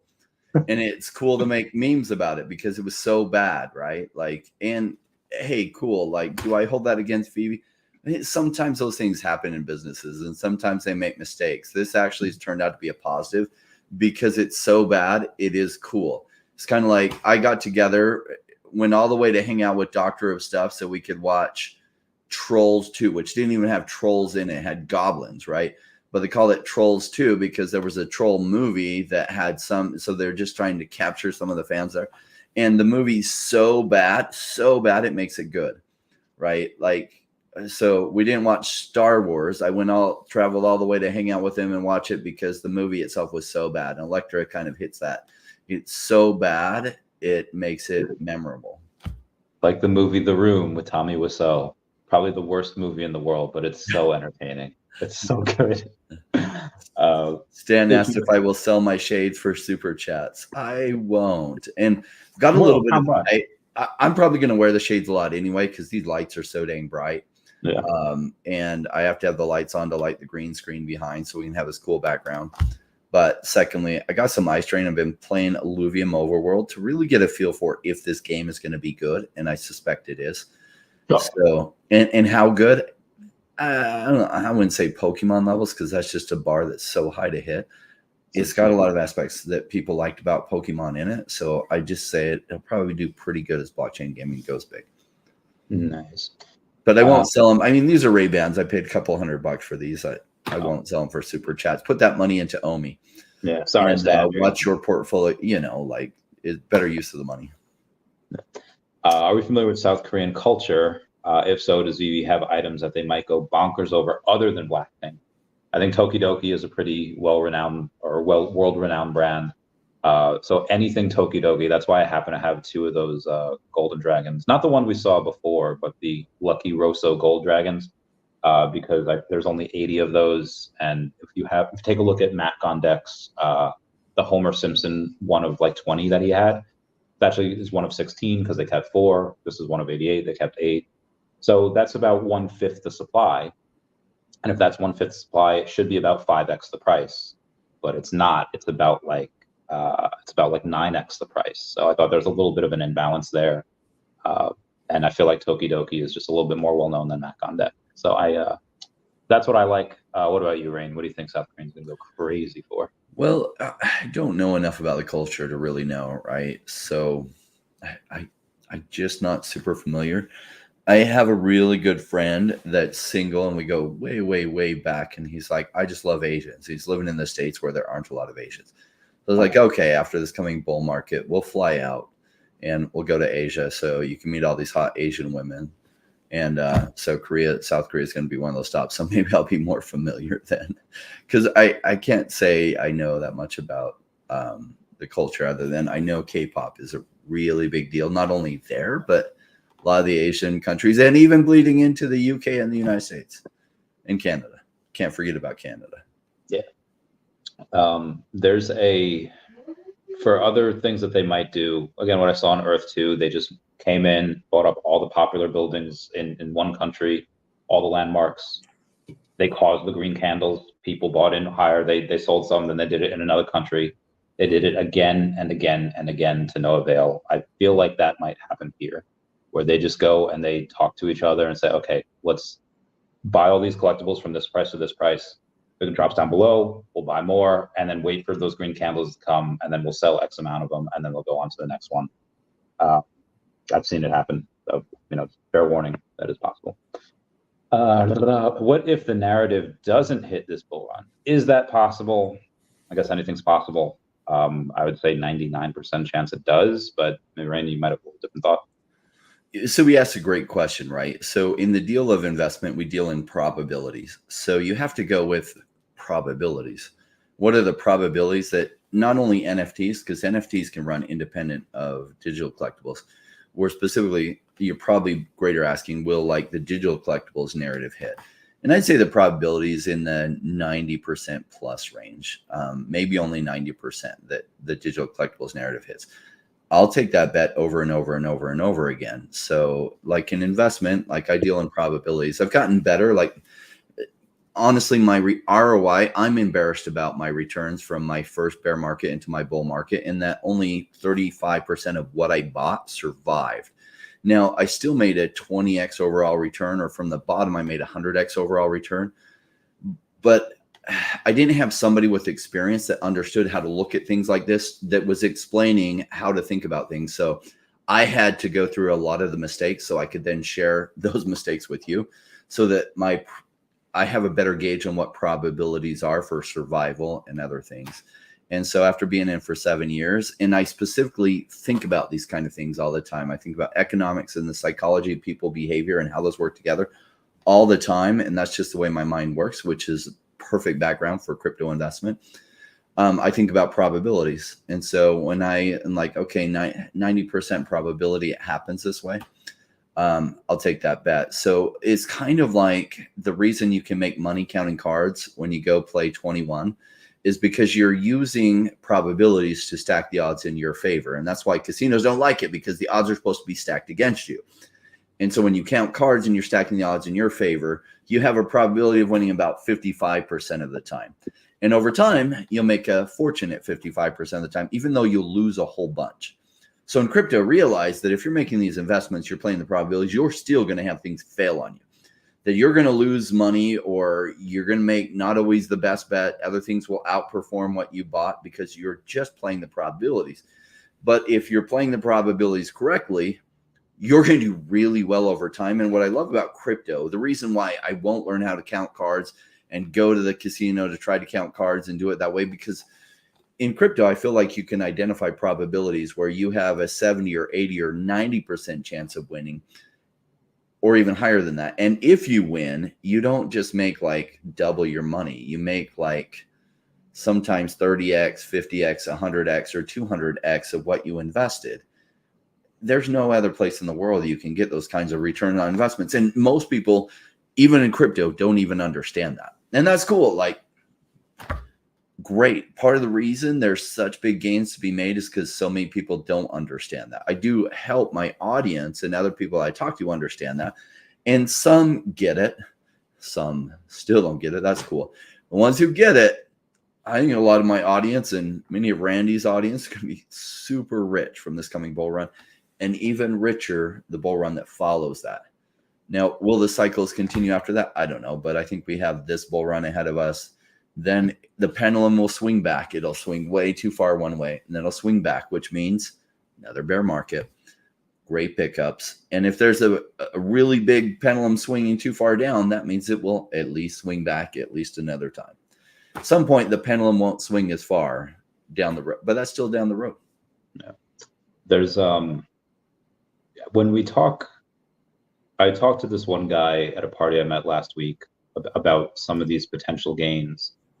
And he kind of looked at me, he's like, what? And I was like, well, you know, here's the market cap where it was at this level, and here's where it was at the top, and a lot of things come back down, and you could tell which way. And a lot of these guys that have maybe dabbled in the stock market, buying the VOO or SPY, they're like, oh, if you get 20% a year, you know, you're doing well. And, you know, when I tell them that it's well within that realm possibility to get the 100, 500x, it's like almost not real to them. And just to piggyback on this, I messaged Foster something just absolutely insane the other day, just because I like to annoy him every now and then, you know, knock him down a couple pegs. And I was like, well, the first king of Rome is called Romulus, and the first emperor of Rome is called Augustus, and the final emperor of Rome was called Romulus Augustus. Like, Foster, there's no way we're not in a simulation. This is not real. And do you ever think that sometimes that this is too good to be true, and that we are, like, we're dreaming, and this is just, like, you'll wake up one day and crypto's not real? Not to that last extent. The other part about like this being somewhat of a simulation, I think there are laws of the universe that go beyond what generally is understood, in that why does positive thinking work? Why? And I know it does. I can't say I fully understand why it does or all the mechanisms behind it. There seems to be like these laws of the universe that you hear about in The Secret, or gosh, what was the gentleman's name that died a couple of years ago that inspired The Secret? I really like talks from him, talking about like the universe and like how when you align yourself, like you just get way better results. And it's true. Like, and I've seen it in my own life. Like I've spent time, and I spend time every once in a while kind of lining out what I want so that it comes into my life. And I don't know fully, I can't say I fully understand why that works. Some people say God, universe, like I actually believe in God. And so I often refer to universe, but I'm talking about the laws that God set up, or a creator set up, a loving creator set up, that allows us to attract these good things into our life, or also the negative. We can attract the negative in our lives. I can't say I fully understand all these things. I just know that there's correlation there. And so, yeah. I get a little worried sometimes. Like, this is too good to be true. I want to wake up and it's going to be 2017 again. Like, hashtag winning. or Yeah, even like the worse. simulation thing, right? Like I've heard that a lot lately. And it's like, this is simulation. And like, well, what if it is? And it's kind of like the Matrix. You start to understand the simulation, because isn't life a game? Why isn't life a game? I mean, economics is a game, like money and acquiring money is a game. So why not gamify it? Why not reward yourself for doing the things that make you have bigger success, so that you're gamifying your own life? It really works great. Like, so as men, we get rewarded by getting our financials in order, our fitness in order, and also our social dynamics, learning how to be a more social, vibrant person. Why don't we gamify that? Why don't we reward ourselves if we hit milestones along that? Why don't you keep track of what your levels are, almost like a game, right? Okay, I want to be a skill set 100 in this, and right now I'm at a 21. Okay, I'm going to work on that, and I'm going to level up my real life character, right? Because in some ways it is a simulation that way, and you're leveling up your real life character. Okay, I want to be a savage crypto investor, and right now I don't know shit about finances, but let me grow that and start to understand it, because if I can understand those principles really well, I can massively level up my financial life. And then using the financial life, I can level up. I can hire a really good personal trainer that trains professional athletes, and I can have him get my fitness in order. And then I can do all kinds of things to increase my social dynamics, like, you know, have a Ferrari and join those exotic car clubs. And then you get to know all these cool people. Yeah. There's a song by Avicii, I forget the name, but where he says, life is a game and love is the prize. Do you think that out of all the great things that you can get with like the things that money can buy, what do you think is the greatest prize of success? Is it success itself? Is it the journey? Is it the money and the things money can buy, love, etc.? The greatest thing you can have in your life is personal growth and development, where like if you can get to the state that like Buddha talks about, or whatever, right, where the state of complete being at peace, you will attract everything into your life. The more, so the greatest return on investment is investing in yourself, because if your personal growth becomes so magnetic that you can listen to people and they just want to keep talking to and engaging with you, you can become so magnetic that you can, or so good at understanding what people need, that you can go create business solutions and you'll make a fortune doing it. So you could lose all your money and then you can make it back the very next year times 10, because your own personal growth. So the best investment you can put in yourself. And I've seen that so many people refuse to do that. And that's frustrating to me, because I feel like, so we're all born with like certain skills or lack of skills in our life. And I feel like God put me at like level 0 on almost every skill in my life. And that was the greatest blessing he gave me. Like I sucked at everything. So I was a little 4-year-old kid. My brother learned how to catch at like 3. And I remember the kids around me kind of making fun of me while trying to help me. They would throw a ball to me and I'd go to catch it and I'd be like this. And it would just like bounce out of my hands and fly up. And they're like, no, it's so simple. You're overcomplicating. But to me, it wasn't simple. And I had to put more concentration effort. And it was really embarrassing. Like I didn't love it at all. I'm like, saying my prayers, God, why did you do this to me? Why is everything so hard? But because everything came so hard, I learned that through work, you can become good at anything out there.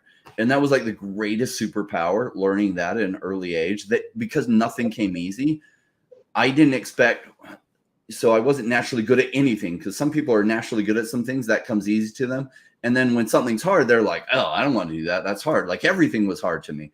So I learned you can become good at anything. And, I didn't marry super well my first time. I married a girl with bipolar, with some borderline personality disorder traits on top of that. And the divorce was flaming. I was like, oh, clearly I'm not good at marriage. I'm not good at relationship. So I put a lot of effort into study and work and growth on myself and other things.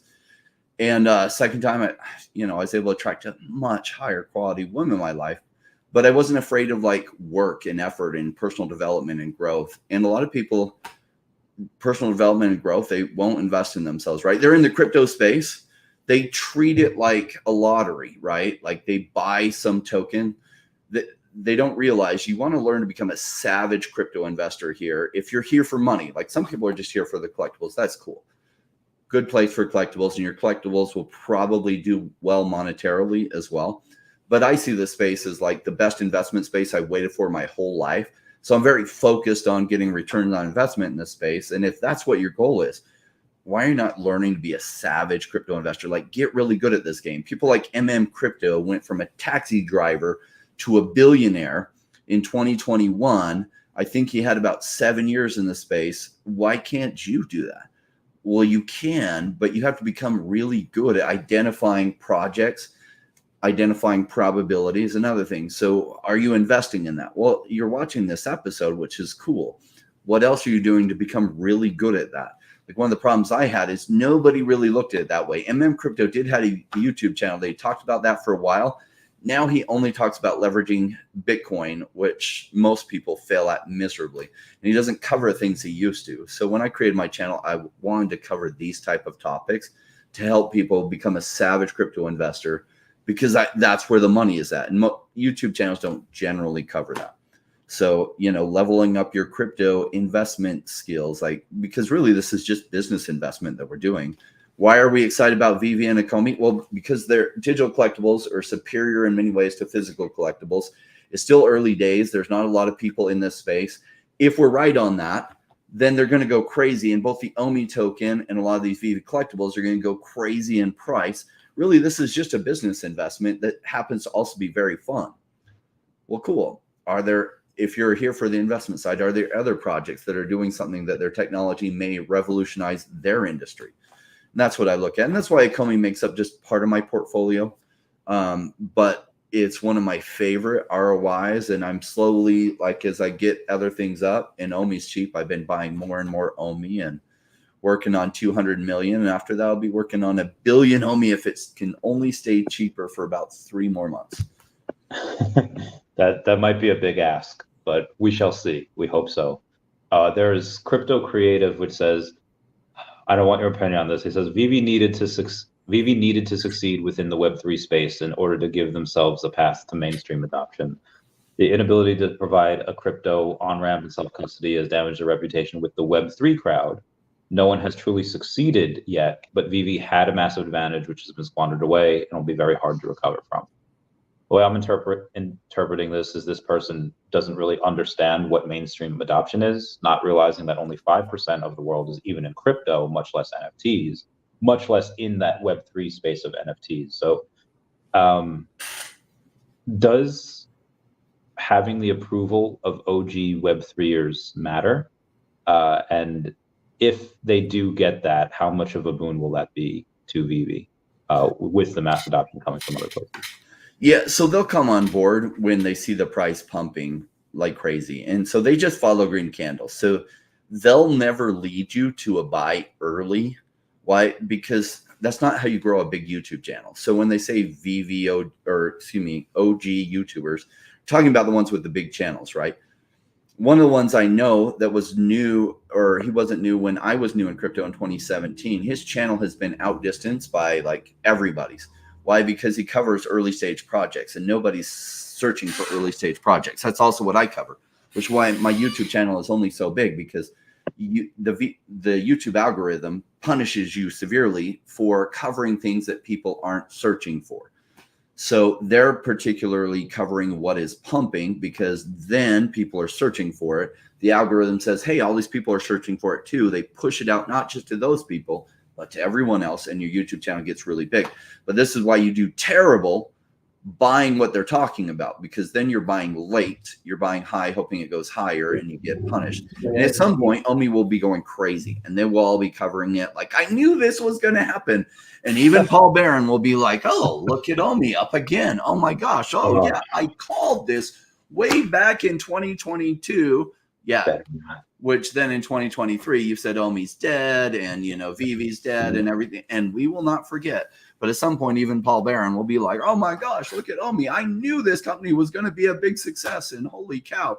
And gosh, it's done such good things. And I don't know why, David, you won't return my calls. Pepperidge Farm remembers. Well, we will never let him forget. There's a stanza, what happened to that filmmaker you had on the show? There's a lot of permissions that have to be gotten for that. He'll probably make his own unofficial one. But yeah, there's going to be a ton of people that are going to go and clamor for the rights to do that. Like, for example, I was talking to this one dude, his name is Sonny, and I was telling him about the OMI token and all this, and he was just like, and I showed him Blackpink, and I guess his daughter's into that. He's like, this license should cost at least $10 million. And he seemed pretty smart, and maybe he got a little excited, but I don't know if Veve actually paid that. But there are some filmmakers out there that, yeah, somebody might throw a bunch of money at Veve and be like, hey, give us the rights to make this, and we'll give you $5 million, $10 million, whatever. Or you could have a really amazing indie filmmaker out there that's super good at what he does, or she does, and then maybe they just give it to someone that's super good. So I don't know how that's going to play out. I don't know I think there's going to be a lot of people that give Veve their license, just not for money, but just because of who they are. Because I mean, like, who's number two? Yeah, anyone on the Flow blockchain maybe, but for digital collectibles, I don't think there's anyone even close. Yeah, Flow blockchain, but then their stuff is segmented. You have to go to NBA Top Shots to buy NBA Top Shots. You got to go to NFL All Day. So it's one app where you can get all these different licenses. So they're crushing it in this space. And premium digital collectibles, like NBA Top Shots, are kind of like video versions of like basketball cards, which is super cool, and that's needed. And I think those will do really, really well. And I have a ton, I still have all my NBA Top Shots I bought back in 2021 or 2020, and I didn't sell any of them, but I'm not buying them because they're still higher than they were back then. Their other stuff, NFL All Day and UFC Strike, I think will do tremendously well, but they're all siloed. Even their Disney stuff is siloed, whereas Veve has this app, and you can come in and be like, so say we get some Blackpink people coming in, they'll come in, they'll be like, oh, I can get a Spider-Man thing too. Oh, cool. I can get Ghost Spider or whatever her name is. Like, she's really cool, like Marvel, or like Marvel Mighty, that they might like, and be like, oh, I'm going to buy that too, because it's all like right there. So there really isn't a number two compared to them. Like, not that I really like I put probably an extra 40,000 into NFL All Day, and I put an extra 30,000 into UFC Strike stuff over the past year, and that'll probably do extremely well. But they're so siloed, it's not going to compete with what Veve does. Like, they'll both do well. So Veve will go up. The only reason I haven't bought tons more Veve collectibles versus those is because like Veve's audience is so strong that like the collectibles didn't get to despair level prices, which is when I love to come in and buy as an investor. They went down, but they only went down like 95% instead of 99%. And I love buying when things just get punished like 99%, like the OMI token is gone down so much, and people are like, oh, this is terrible. I'm like, what are you talking about? Like, this is Christmas. And Christmas came 3 times this year. Like, people are like, oh, it's way down. And sounds like coping. And I'm like, what the hell are you talking about? What do you not understand about this buying low thing? When you go to the store and you're like, I'm going to go to the Nike factory and buy some nice Nike stuff, and it's like, oh, it's on sale for 70% off. And you go like, oh, crap, I'm so disappointed. Like, as an investor, I like to buy low and sell high. What he's really saying is, geez, I bought whatever I have and it isn't gone way up and I'm mad. What I say as an investor is like, how can I buy more at these prices? Because it's not going to stay at these prices for forever.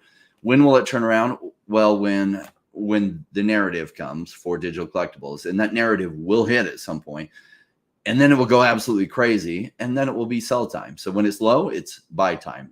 When it goes low again, it's like it's buy more time. When it goes crazy high, it is not buy more time then, but that is when some of these people will be buying a lot more, and I'll be selling them.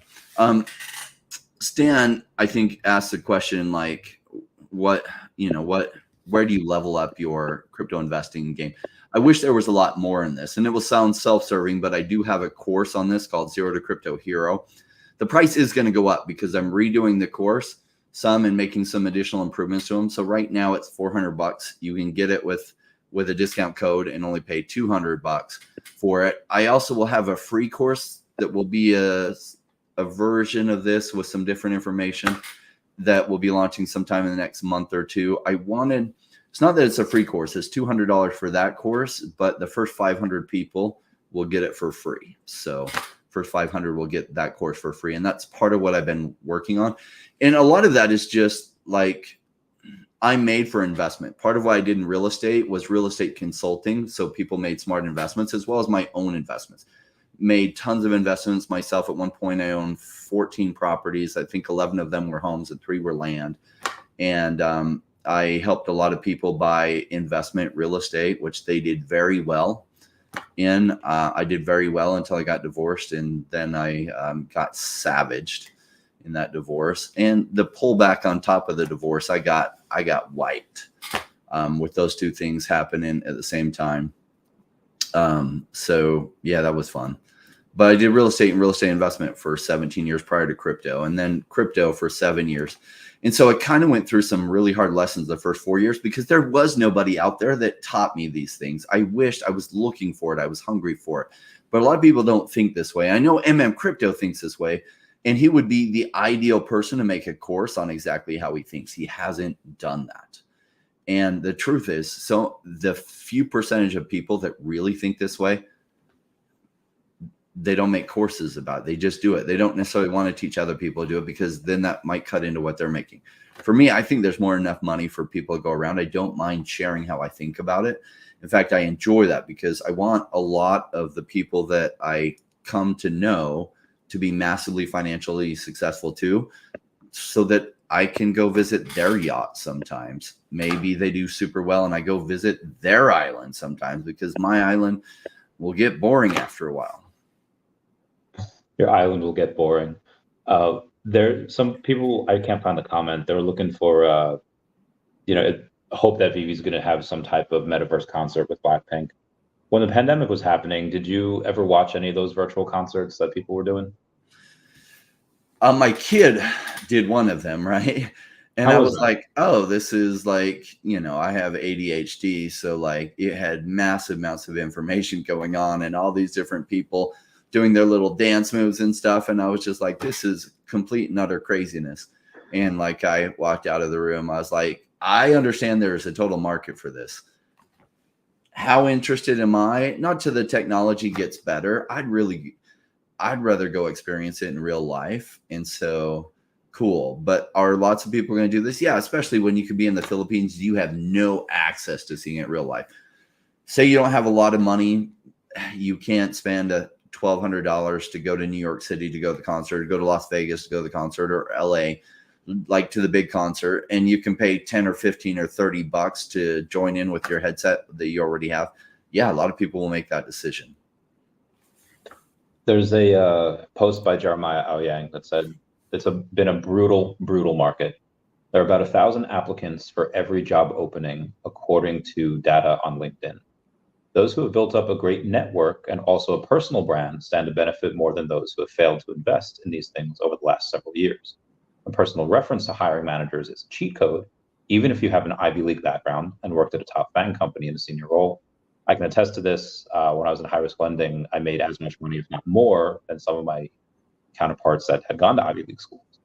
Now, for the personal branding, you have a lot of overbearing parents that I think sometimes rightly say like, hey, you're too young to have any type of presence on the internet, or they'll limit their TikTok, they'll limit their stuff. And basically they just don't want creeps looking at them or kids get taken advantage of, which I understand.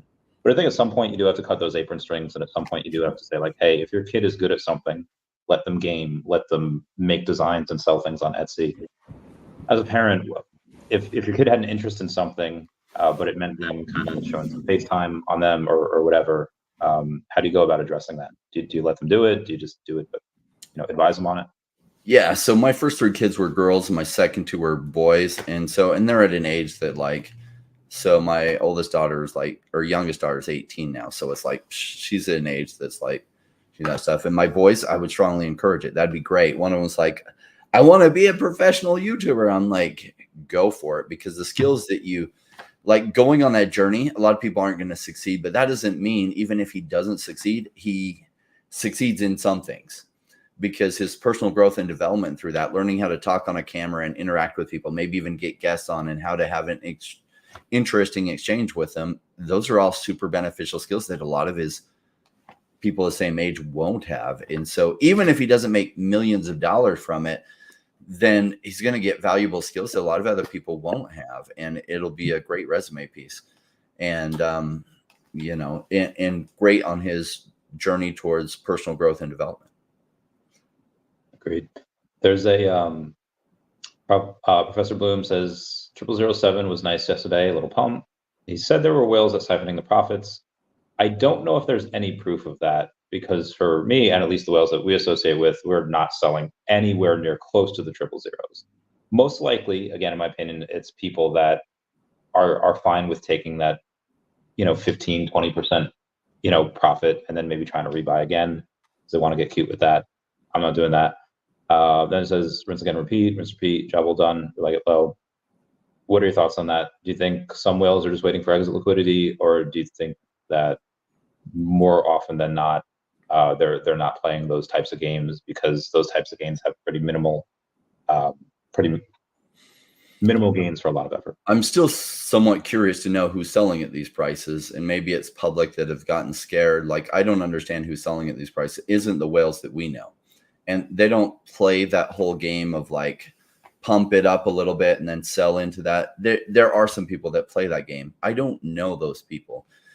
Some of them are higher level than me, but even then I wouldn't resonate super well with them, because I believe in adding value to people, not just like playing little fluctuating games like that and then dumping on people. And then like, I believe in investing and then eventually selling. Yes. Selling when everybody is buying. Cool. And I give people fair warning. That's like, I'm buying now. Oh, these prices. Cool.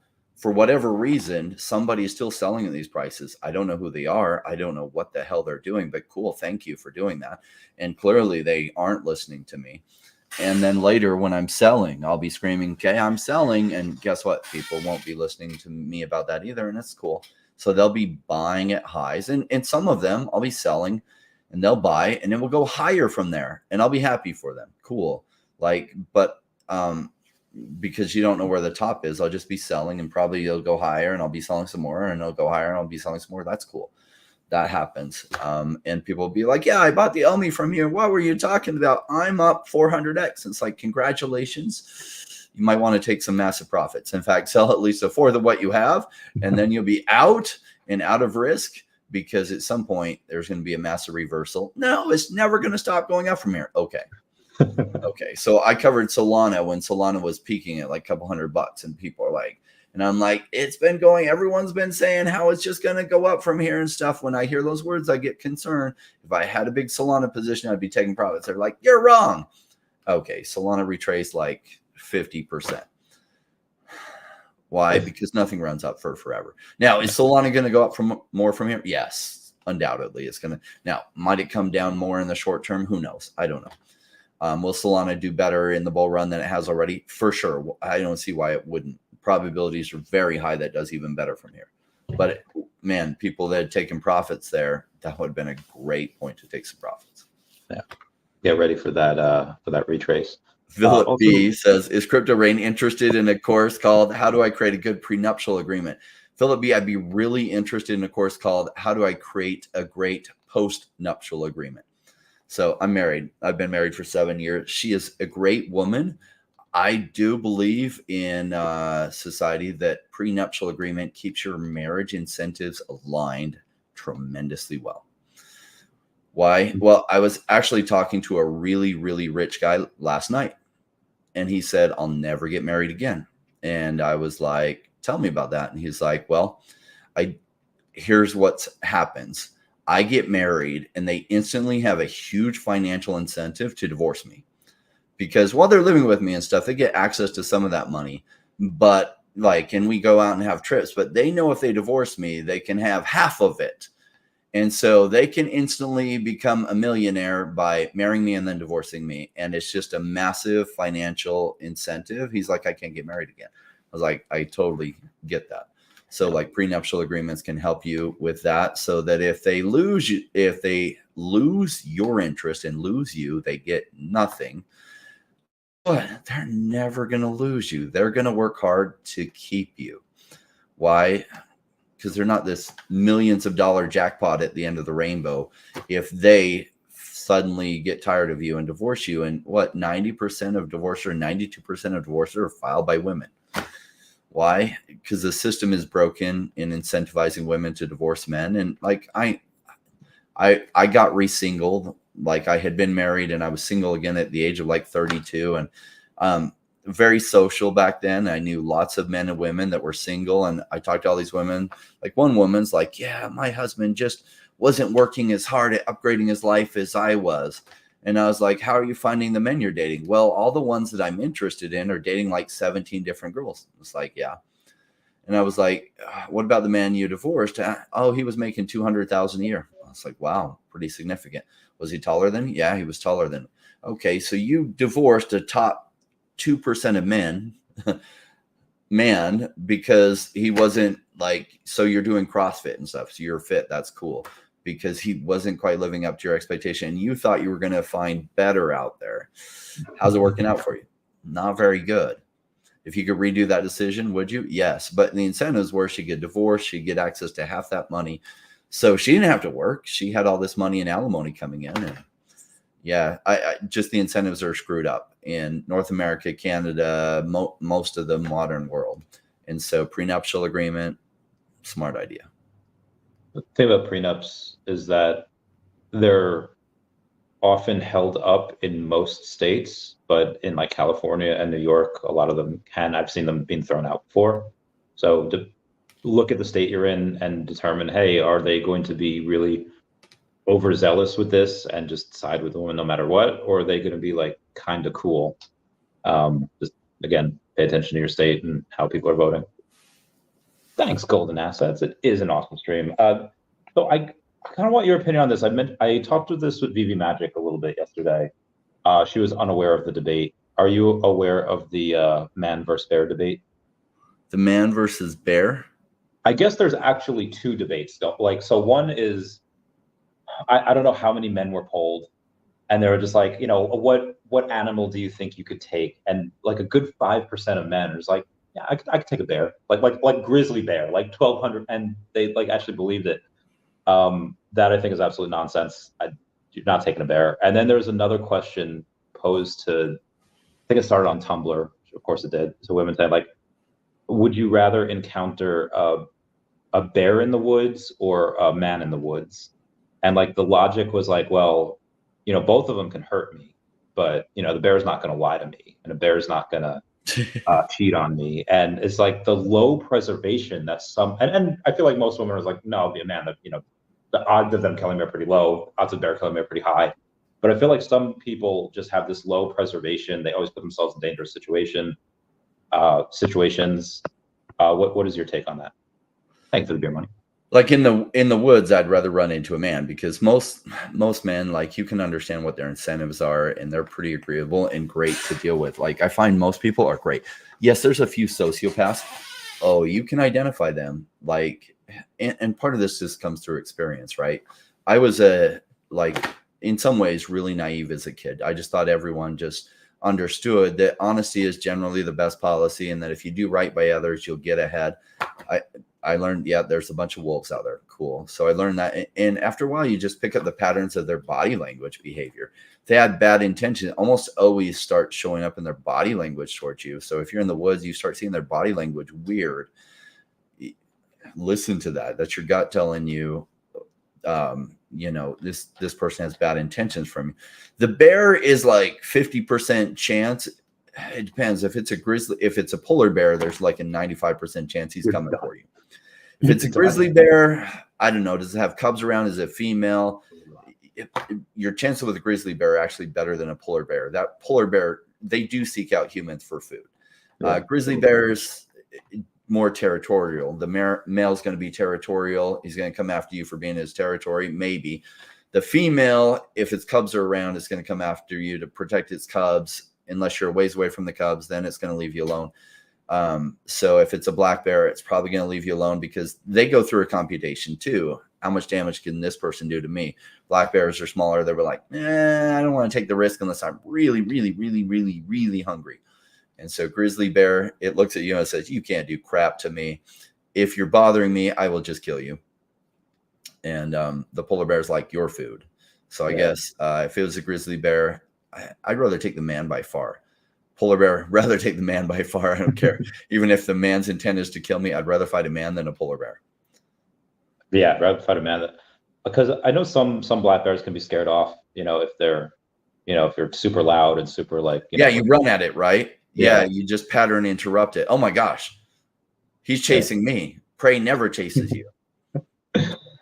So Golden Asset says, hey, Randy and Rain, check this out. I'm going to leave the sentence here, and this is straight from ChatGPT. He asked, what will the animation desk in Veve be all about? That's what I got. So the animation desk in Veve is a feature that allows users to create and animate their own digital collectibles. Users can manipulate and move the different elements of a digital collectible on the animation desk to bring it to life. This feature gives users more customization options and allows them to create unique and interactive digital collectibles that can be shared and traded.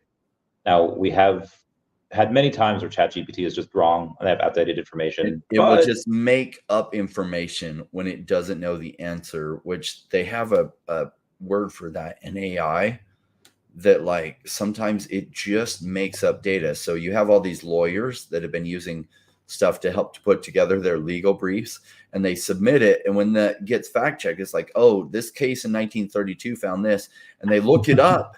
And the AI like literally fabricated it. And so the lawyers have been called out and gotten in trouble and censured for providing the court fake information. That's wild. And they didn't mean to. That's just what ChatGPT told them. How to cheat.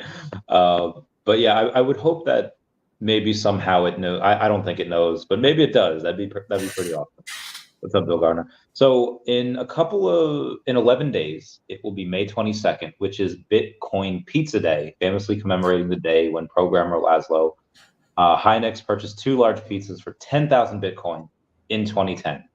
Are you going to get pizza on that day to commemorate? It's a perfect day to spend OMI on pizza, because that'll be like probably like, you know, in 9 years, what would that OMI be worth, or 8.5 years from now? So not just this cycle, but then the cycle after that, which maybe it happens 8 years from now total. So let's say you spend $40 on a couple pizzas. And we'll have to buy pizza that day. Will I use OMI to buy that pizza? No way. Is it in essence use OMI to buy that pizza? Yeah, because that's more money I could be putting into OMI. Yeah. So let's say we have $40, and let's say we're at 0.0065. That would be 61,538 OMI. That OMI, let's say in 9 years, I think that OMI, I don't know, $1, $3. You're looking at like anywhere from like 60. It could be 6 figures. So no, I would not. I would not spend OMI on that, but I'll definitely get some pizza. I think that'd be good. You got, I don't know what that is. I was asking you in chat. CR, condos. Oh, hi, Decat. Good, all right, interesting. Oh, yeah, we already went over that. Thank you for liking the talk.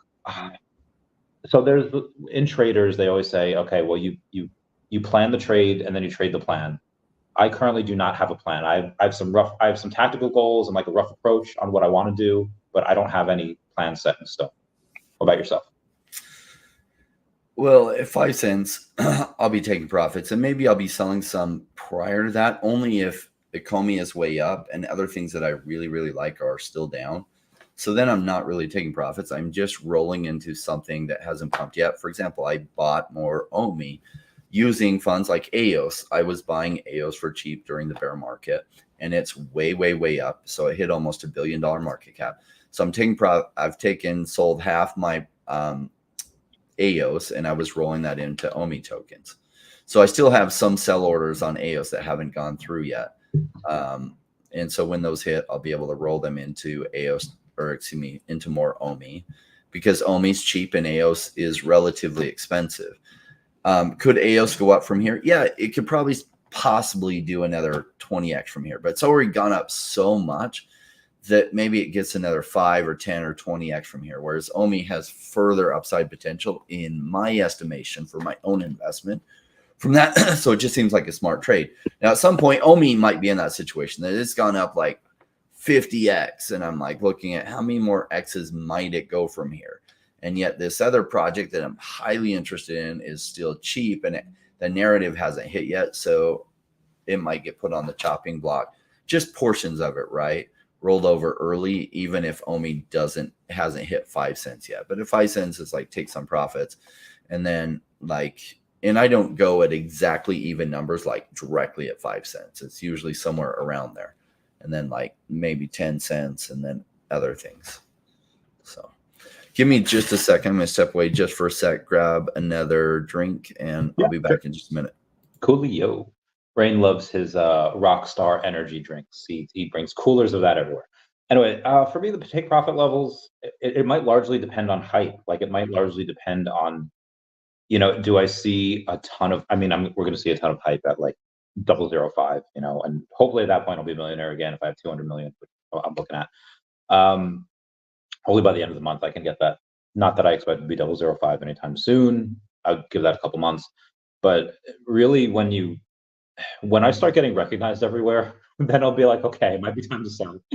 Not that doesn't happen every once in a while now anyway, it does, but it's when it gets really huge and everyone, their sister's talking about it. When you hear OMI like at a barbecue from somebody that was never into crypto before, was never into NFTs, and suddenly they're talking about it, that might be the time. So if there's a line in Billions, Damian Lewis, I forget the dude's name. He goes on and he says, as often as you can, put a company in your mouth. And what he means by that is like saying, hey, is this food as good as it was as you remember it years ago? And if it's not, that means they changed certain things in there.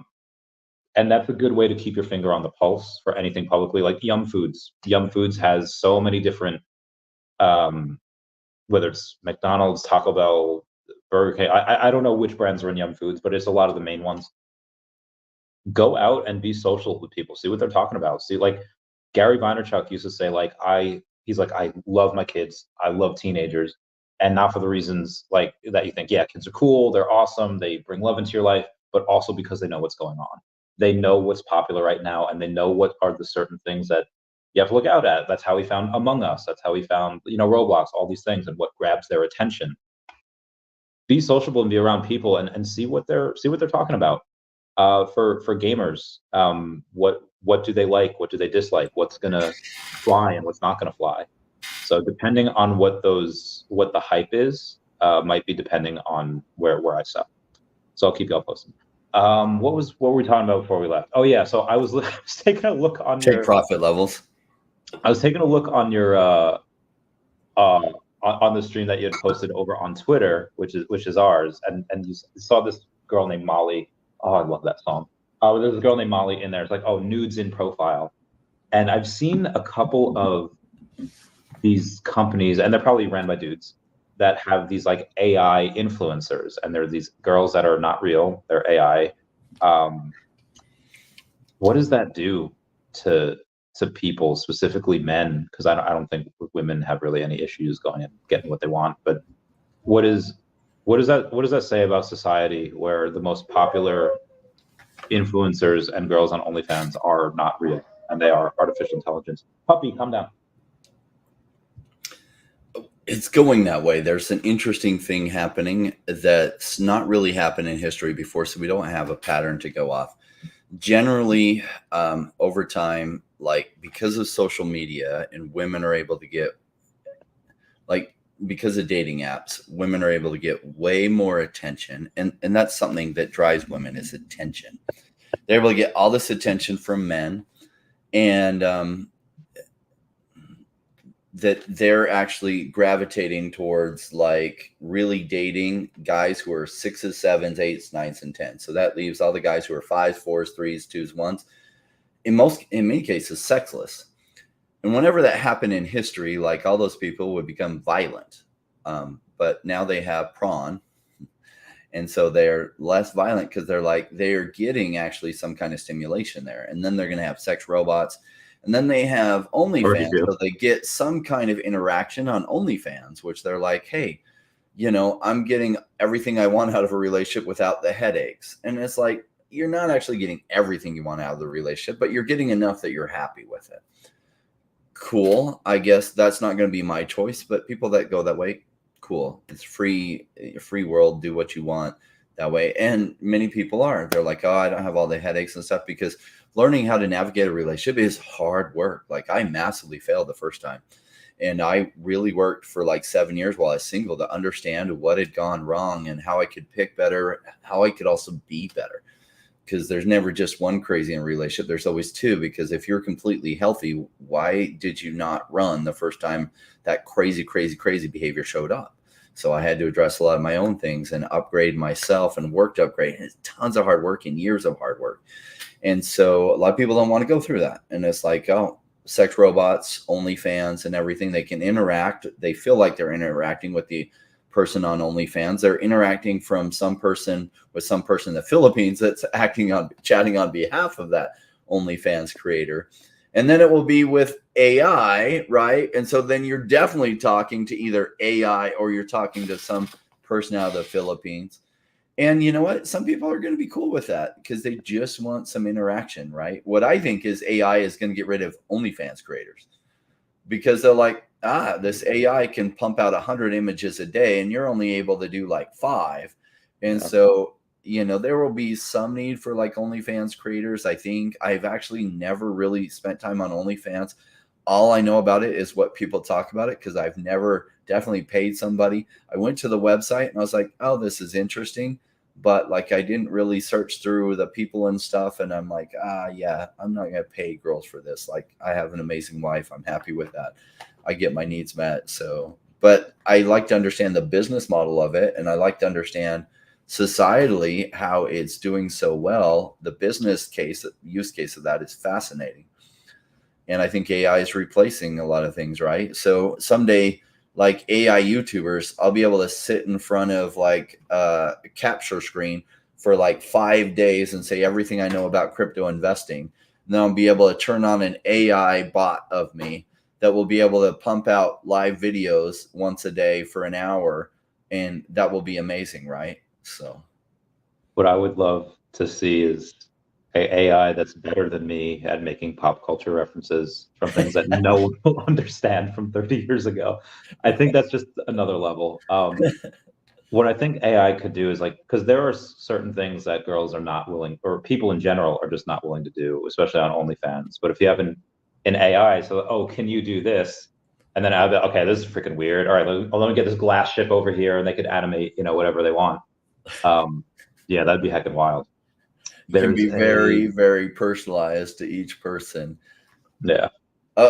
It's curious to see where this goes, because there's not the violent revolution, because people are like, oh, prawn is destroying society. And it's like, in some cases, it's prevented the destruction of society, because you would have like, I don't know what the study is, like 30% of men under the age of 30 have admitted to not having sex in the last year.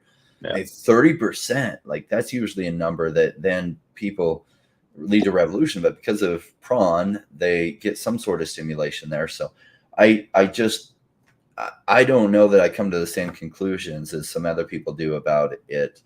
I think some people only turn to that in their lives and they don't do anything else. Well, that's an addiction, and that is massively unhealthy in your lives. Surely. Like just like alcohol. Does alcohol destroy lives? Yes, only with overuse it does. Stairs an alcoholic. I'm not drained. I spent like the last 3 days because on Thursday it was, I don't know what I was doing on Wednesday. I guess I had to do something on Wednesday, but then Thursday it was, me, you, and other stuff. And, I wanted to feel good for that. I wanted to make sure everyone had a good time. And then I had yesterday's stream with Magic, and, I wanted to make sure I was all in the up and up. And then tomorrow night is gonna be like a 4-hour stream. So I'm gonna need a little of the daddy sodas there. So I was like, today's my break. Today's my just some Fiji water because I'm pretentious AF. There is I forget what I was going to say. Anyway, Stan saying you just incentivize Randy to never propose. I will likely not, but we shall see. I'll keep y'all posted. Blown away we don't have Veve access it. Yeah, Veveverse. I don't know when we get that. I think the last one was for master collectors to go in, so all of them. And maybe that's an open invitation. So anyone that's able to get master collector in the next month or so, maybe they can invite them in. You don't have access to that, right? You didn't get an invite? No invite for me. And that's okay. Like, I don't love being a beta tester. Like, I'm doing Illuvium because I like where that game is going. But the Veveverse, like, being a beta tester on that and then not talking about it, I just don't want that problem. Like, the stuff I'm like Illuvium, I don't like to be an early stage beta tester too because I don't have any patience for like massive like bugs and like I hold my time is super valuable. So I refuse to beta test. Like, what I have when I was 14, yeah, my time was worth nothing back then. So yeah, these days, no. So I'm not the right candidate for it. And it'd be hard for me to see this stuff. And sure, I can keep a secret really well, but I don't want to have to keep that kind of secret. I want to be able to talk about what I believe in. So it's worked out. They haven't invited me to it, and I'm okay with that. If they did invite me to it, I would really have to think about it because the answer might be someone else will use that seat better. There's you mentioned before trying to be just more like a people person and just being likable. It could be a real boon to success. But as you just said, like, you don't have a lot of time for that now. As Veve grows, so will we. I feel like we've seen that already. How do you handle like all the people that like want to talk to you? Like, how do you handle everyone wanting a piece of the rain and you're just like, I'm tired. It does get overstimulating sometimes, right? And it's really cool. Like I take it as a huge like compliment because there's really amazing people who ask me for my time, and I feel flattered by that. So I love that, right? And I've always thrived on adding value to people's lives. I love adding value to people's lives. And I always have. When I did real estate, like I was so cautious with my investors' money when they're investing that like when a deal came up, I would give them first choice. I'd be like, I really want this deal, but you're my investor, so I'll give you a first shot at it. And then if they said no, I'm like, okay, I'm buying it. And I loved adding value to people's lives. And so in YouTube, I really like the YouTube channel pays me not very much at all. Is it worth it? No, it does allow me. Yes and no. In some ways it is because get behind the scenes, you get to talk to like Randy's experiences. I put you in touch with some really cool projects and you get a behind the scenes look at what's going on. And as an investor, you can like make such better decisions. So there is an actual monetary return to having a YouTube video, but it's not, or YouTube channel, but it's not what YouTube pays you. So what I try to focus on with the videos is adding value to how I think about investing to people, which I feel adds significant value. And it's a perspective they don't get from hardly anyone else on YouTube about how to become a savage crypto investor. Cool. And they can watch my YouTube videos for absolutely free. Amazing. In return, it gives me access to talks with like the CEO of Bumper and talks with CEO of Definity, talks with other companies that can make me make better investment decisions. And so that like if those investments do really well, then that far exceeds what YouTube could have paid me. Like, if this year goes according to how I think it'll go, it's like, Rain, how much do you make in 2024? I'd be like, if I broke that down to hourly, I'm not even going to say the number because it would be embarrassing. It would be so high. There's I really And I guess maybe we could do a duo, but at some point, will you write a book and be like, hey, this is something I couldn't tell you about at the time because it was private, but now I can, of all the amazing deals that probably people like they wouldn't believe right now if we told them. Yeah, we'll see. Like, hopefully, it'd be fun. I do think we're in a space that is about to go huge. And crypto influencers, like you saw that BitBoy had garnished some attention, right, for what he's done. And like he has a loyal audience and like he did the boxing match. I do think crypto celebrities become much bigger celebrities in the future. How big? Depends on how it goes and what's being covered, but probably much bigger. And then if it goes bigger, then like things like books and movies, you have to be interesting enough to have a movie be made about you. Now, I think we can all agree Randy's a very interesting person. So I think people would watch a movie on his life and almost like kind of like the Facebook movie, a Randy Chavez movie like that. It might be interesting enough, especially if Veve goes absolutely crazy and they can show him living like a pauper, even though he has hundreds and hundreds and hundreds of thousands of dollars invested in this company. And he's living in an inexpensive apartment and keeping his life really, really simple. And, to the point that some people don't believe like, oh, he's actually got this much invested, because there's no way a smart investor would have that much invested and be living so inexpensively. That's exactly what investors do. Like, what don't you get about that? Smart investors, that's exactly what they do. They squeeze their expenses and they feed their investments. Regular people don't think like that. They're like, oh, I have $500 million. Let me go buy a Lamborghini. Oh, by the way, an oil change costs $5,000. Shoot, I didn't know that. I don't know that it's $5,000. Probably like $800 or whatever. But like, and all of a sudden the $500,000 is gone, and they're like, oh, where did it go? And oh, I'm back to the daily grind, because that's how regular people think. Investors think like, geez, I'm living off of $2,000 a month. Can I make it $1,500 a month so I can put $500 more away? That's how they think about it. I remember this one girl. So it was like 2018. I was looking for a new apartment, and I was like, and this one girl that I knew like had a one bed. She was like never there, but she had a 1 bedroom, and she's like had a couch. It was like, can I just sleep on your couch? Like, I'll here's my bank statements. Like, here's I'll just take that. So I'm looking to have like the most inexpensive place as possible. And then her other friend was there. She's like, this is like sketch. I don't think sketch was a word then. Like, this is sus. And she's like, you have like this money. Like, why do you want to pay? Like, why don't you can get like a 2-bedroom apartment. Like you can get like a house. Like, yeah, I could, but then I don't get to reinvest in my company the way I would want to. And they just didn't get it. Sean Kansuk says, could you guys provide top few reasons as why OMI and Veve will return as a successful company? I think the key word there is return. They've never stopped being successful. Like, they've continuously always made money. They've continuously always had this fandom here. But what will make them return to like the glory days where their OMI token is near all-time highs? I think that's just the narrative change.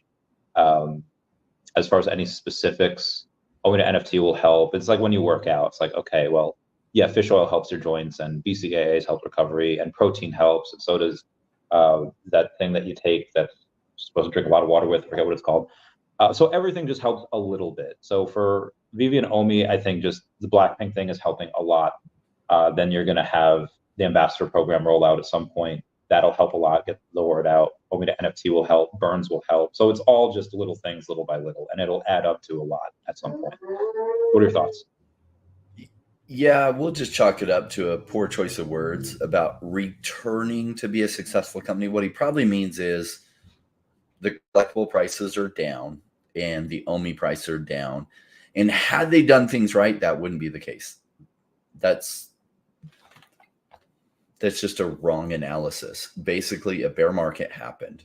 And of course they were going to go down, especially after pumping so massively. It's just part of the cyclical nature of every market. And crypto market is no exception to that.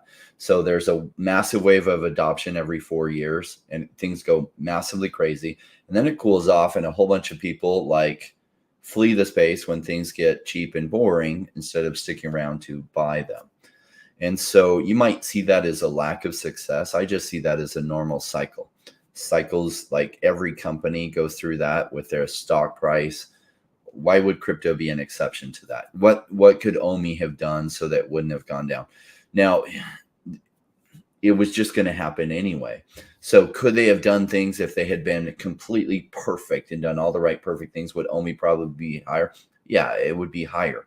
But if your expectation is for CEOs and companies to be absolutely perfect, well, you'll always be disappointed. Elon Musk, one of the smartest people in the world, is also not perfect. And he sometimes does things that hurts the Tesla price.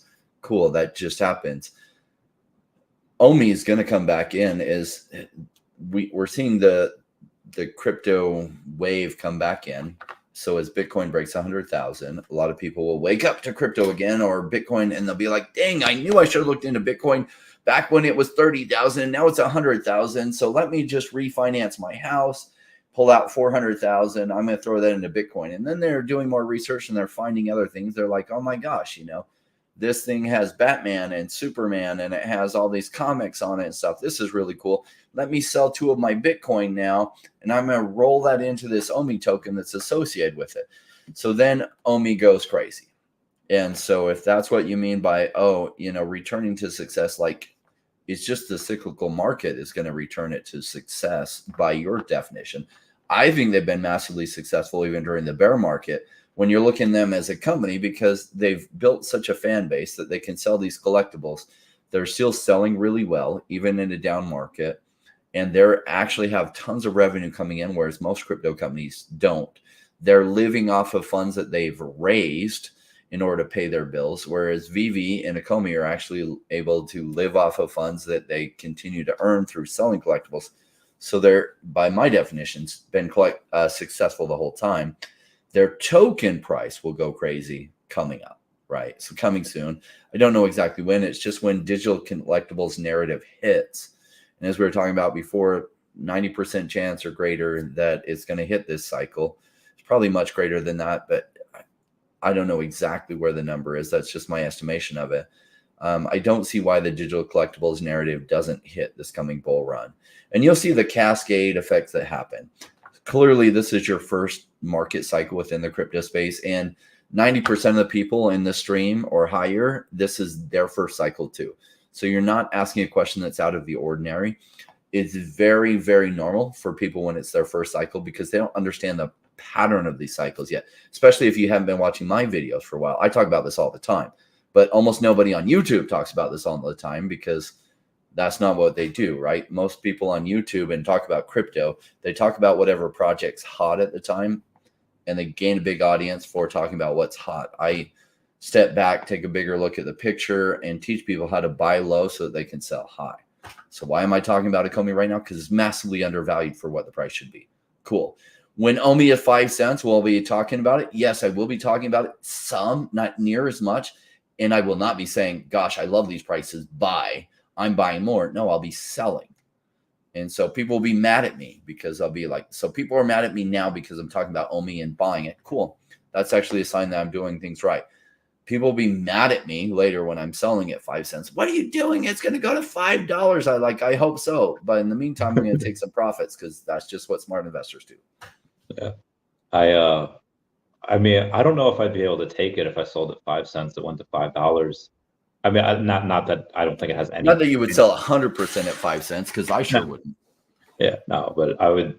Yeah, I'd sell a decent amount. I would say, as it hits 10 cents, I would probably have sold half by that point, and then determining where it goes a lot more as it goes up. But also, if it decides to go down a little bit, and it's just a little bit of go, like if there's no reason for it to go down, maybe I wouldn't sell it anymore at that point. Then if it goes back up, then I'll start selling again. But I'll keep you all posted. We didn't get one yet this week, but last week from the 28th through May 4th, we had a couple people buy a bunch of collectibles. Like there were, let's say Bezos, he's got the #1 collectible unit in the entire space. He's got 48,451 collectibles. He bought 150 last week.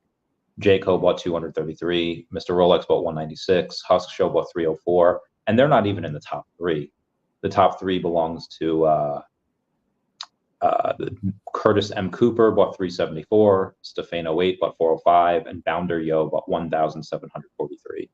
So you have a bunch of people and a bunch of people that are already super well successful buying a ton of stuff on Veve.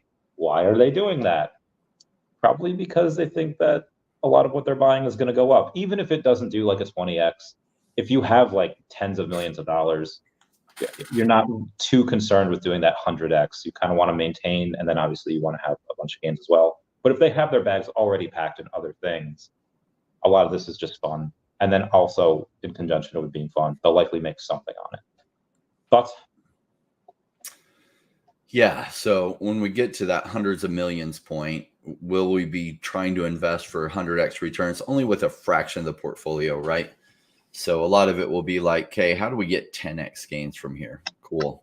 Over the next 4 years, if we can make 10x gains, cool. So like I'm investing for higher returns now. So a lot of it, like the Veve collectibles, I look at what can make 100x from here, and that's hard to make guesses. There are some that'll probably do it. I have been buying some Veve collectibles, some just to get my master collector points up, but I did buy some more Boba Fett's and some more Darth Vaders. Big fan of those. I'm hoping Wolverine, just kind of people forget about it and start crapping on it like, oh, it hasn't done anything in price. In other words, it's cheaper. That's what I'm waiting for or hoping for. Maybe it doesn't happen. If it does happen, then I'll be buying a bunch more Wolverines. I do think that's a great grail piece for the future.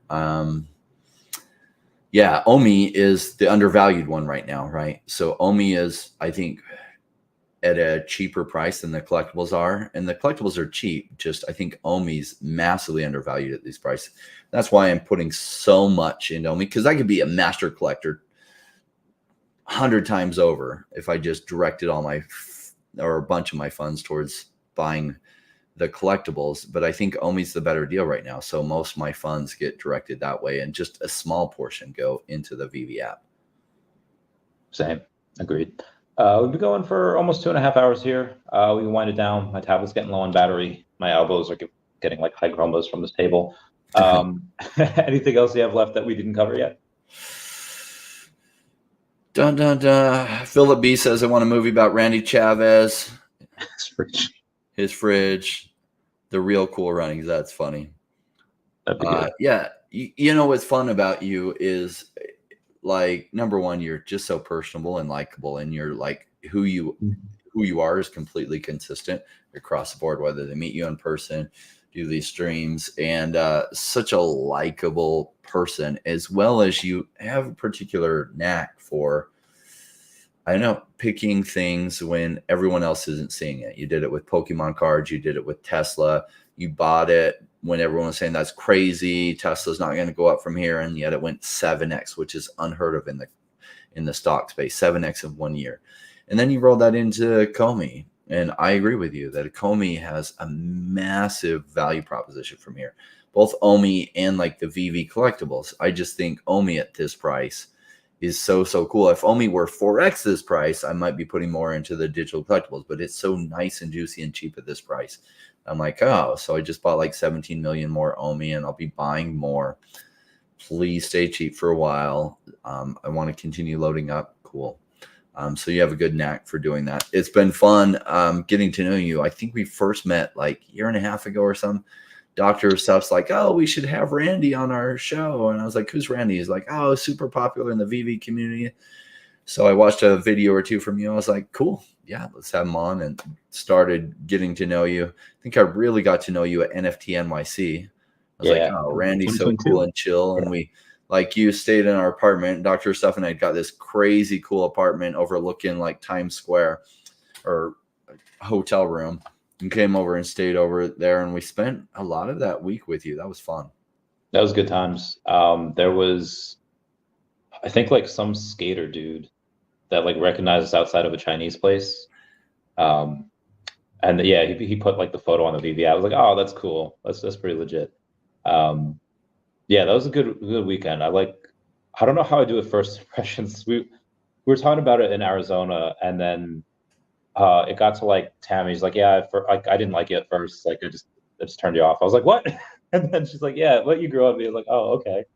What were those first impressions? Was I still singing in those videos at that point? The Patreon member shout out. Well, so I guess, yeah, I think you don't do super great with first impressions. But then you have a YouTube channel, so it costs them nothing to see more, and they hear about you from other people that they give you enough chance that they're like, oh, this is super likable, because in some ways you're like a kid. So we're out, where were we? And Randy, so we were in Arizona, and Randy puts his hands back like he's got a cape on, like we all did as young boys when we were like 5 years old and running around, after the cape, right? And it's like, oh, that's such a childish thing to do, but that's actually so refreshing. At first, you kind of judge that and like, oh, that's so childish, and then as you get to know Randy, you're like, no, he's consistent with the childish, all the good parts of being a kid, which is like kindness, goodness. He says what he thinks. He's not hiding from you. He's not trying to take anything from you, just like a child does it. And so you realize, oh gosh, he's actually really fun and amazing to be around. And you don't have to worry, this person not trying to go after your wallet in any way. And he's like, kid, like what you see is what you get with him, and it becomes super endearing, right? And that's why you have so much trust with really high net worth people. They find you refreshing. They're like, oh my gosh, finally somebody that's not trying to take from me in any way. And he just is adding value to my life, and he's so much fun to be around. There was I can't find the photo now, but it was a photo of, actually I could just Google it. It's probably easy. Feraligatr Totodile child meme. And it's just, it's not the meme, but basically it's this photo. And it's just like the big person, like me buying something that I would have liked as a kid, and like the little kid inside me is like all super happy. And that's kind of what I do. I feel like when you have things that you want to do as a kid, you couldn't do, and now you could do them. I don't know, it just makes life better. I think life is awesome. Most of my OMI's on layer 1, maybe like 10-15% is on layer 2. Do you do any of that yet? No, I haven't bought any OMI on base. I've got a ways, so I don't need to worry about it. I don't have to yet. If I ever have to, that's where I'll buy it. Apparently, it's all moving over to base. Cool.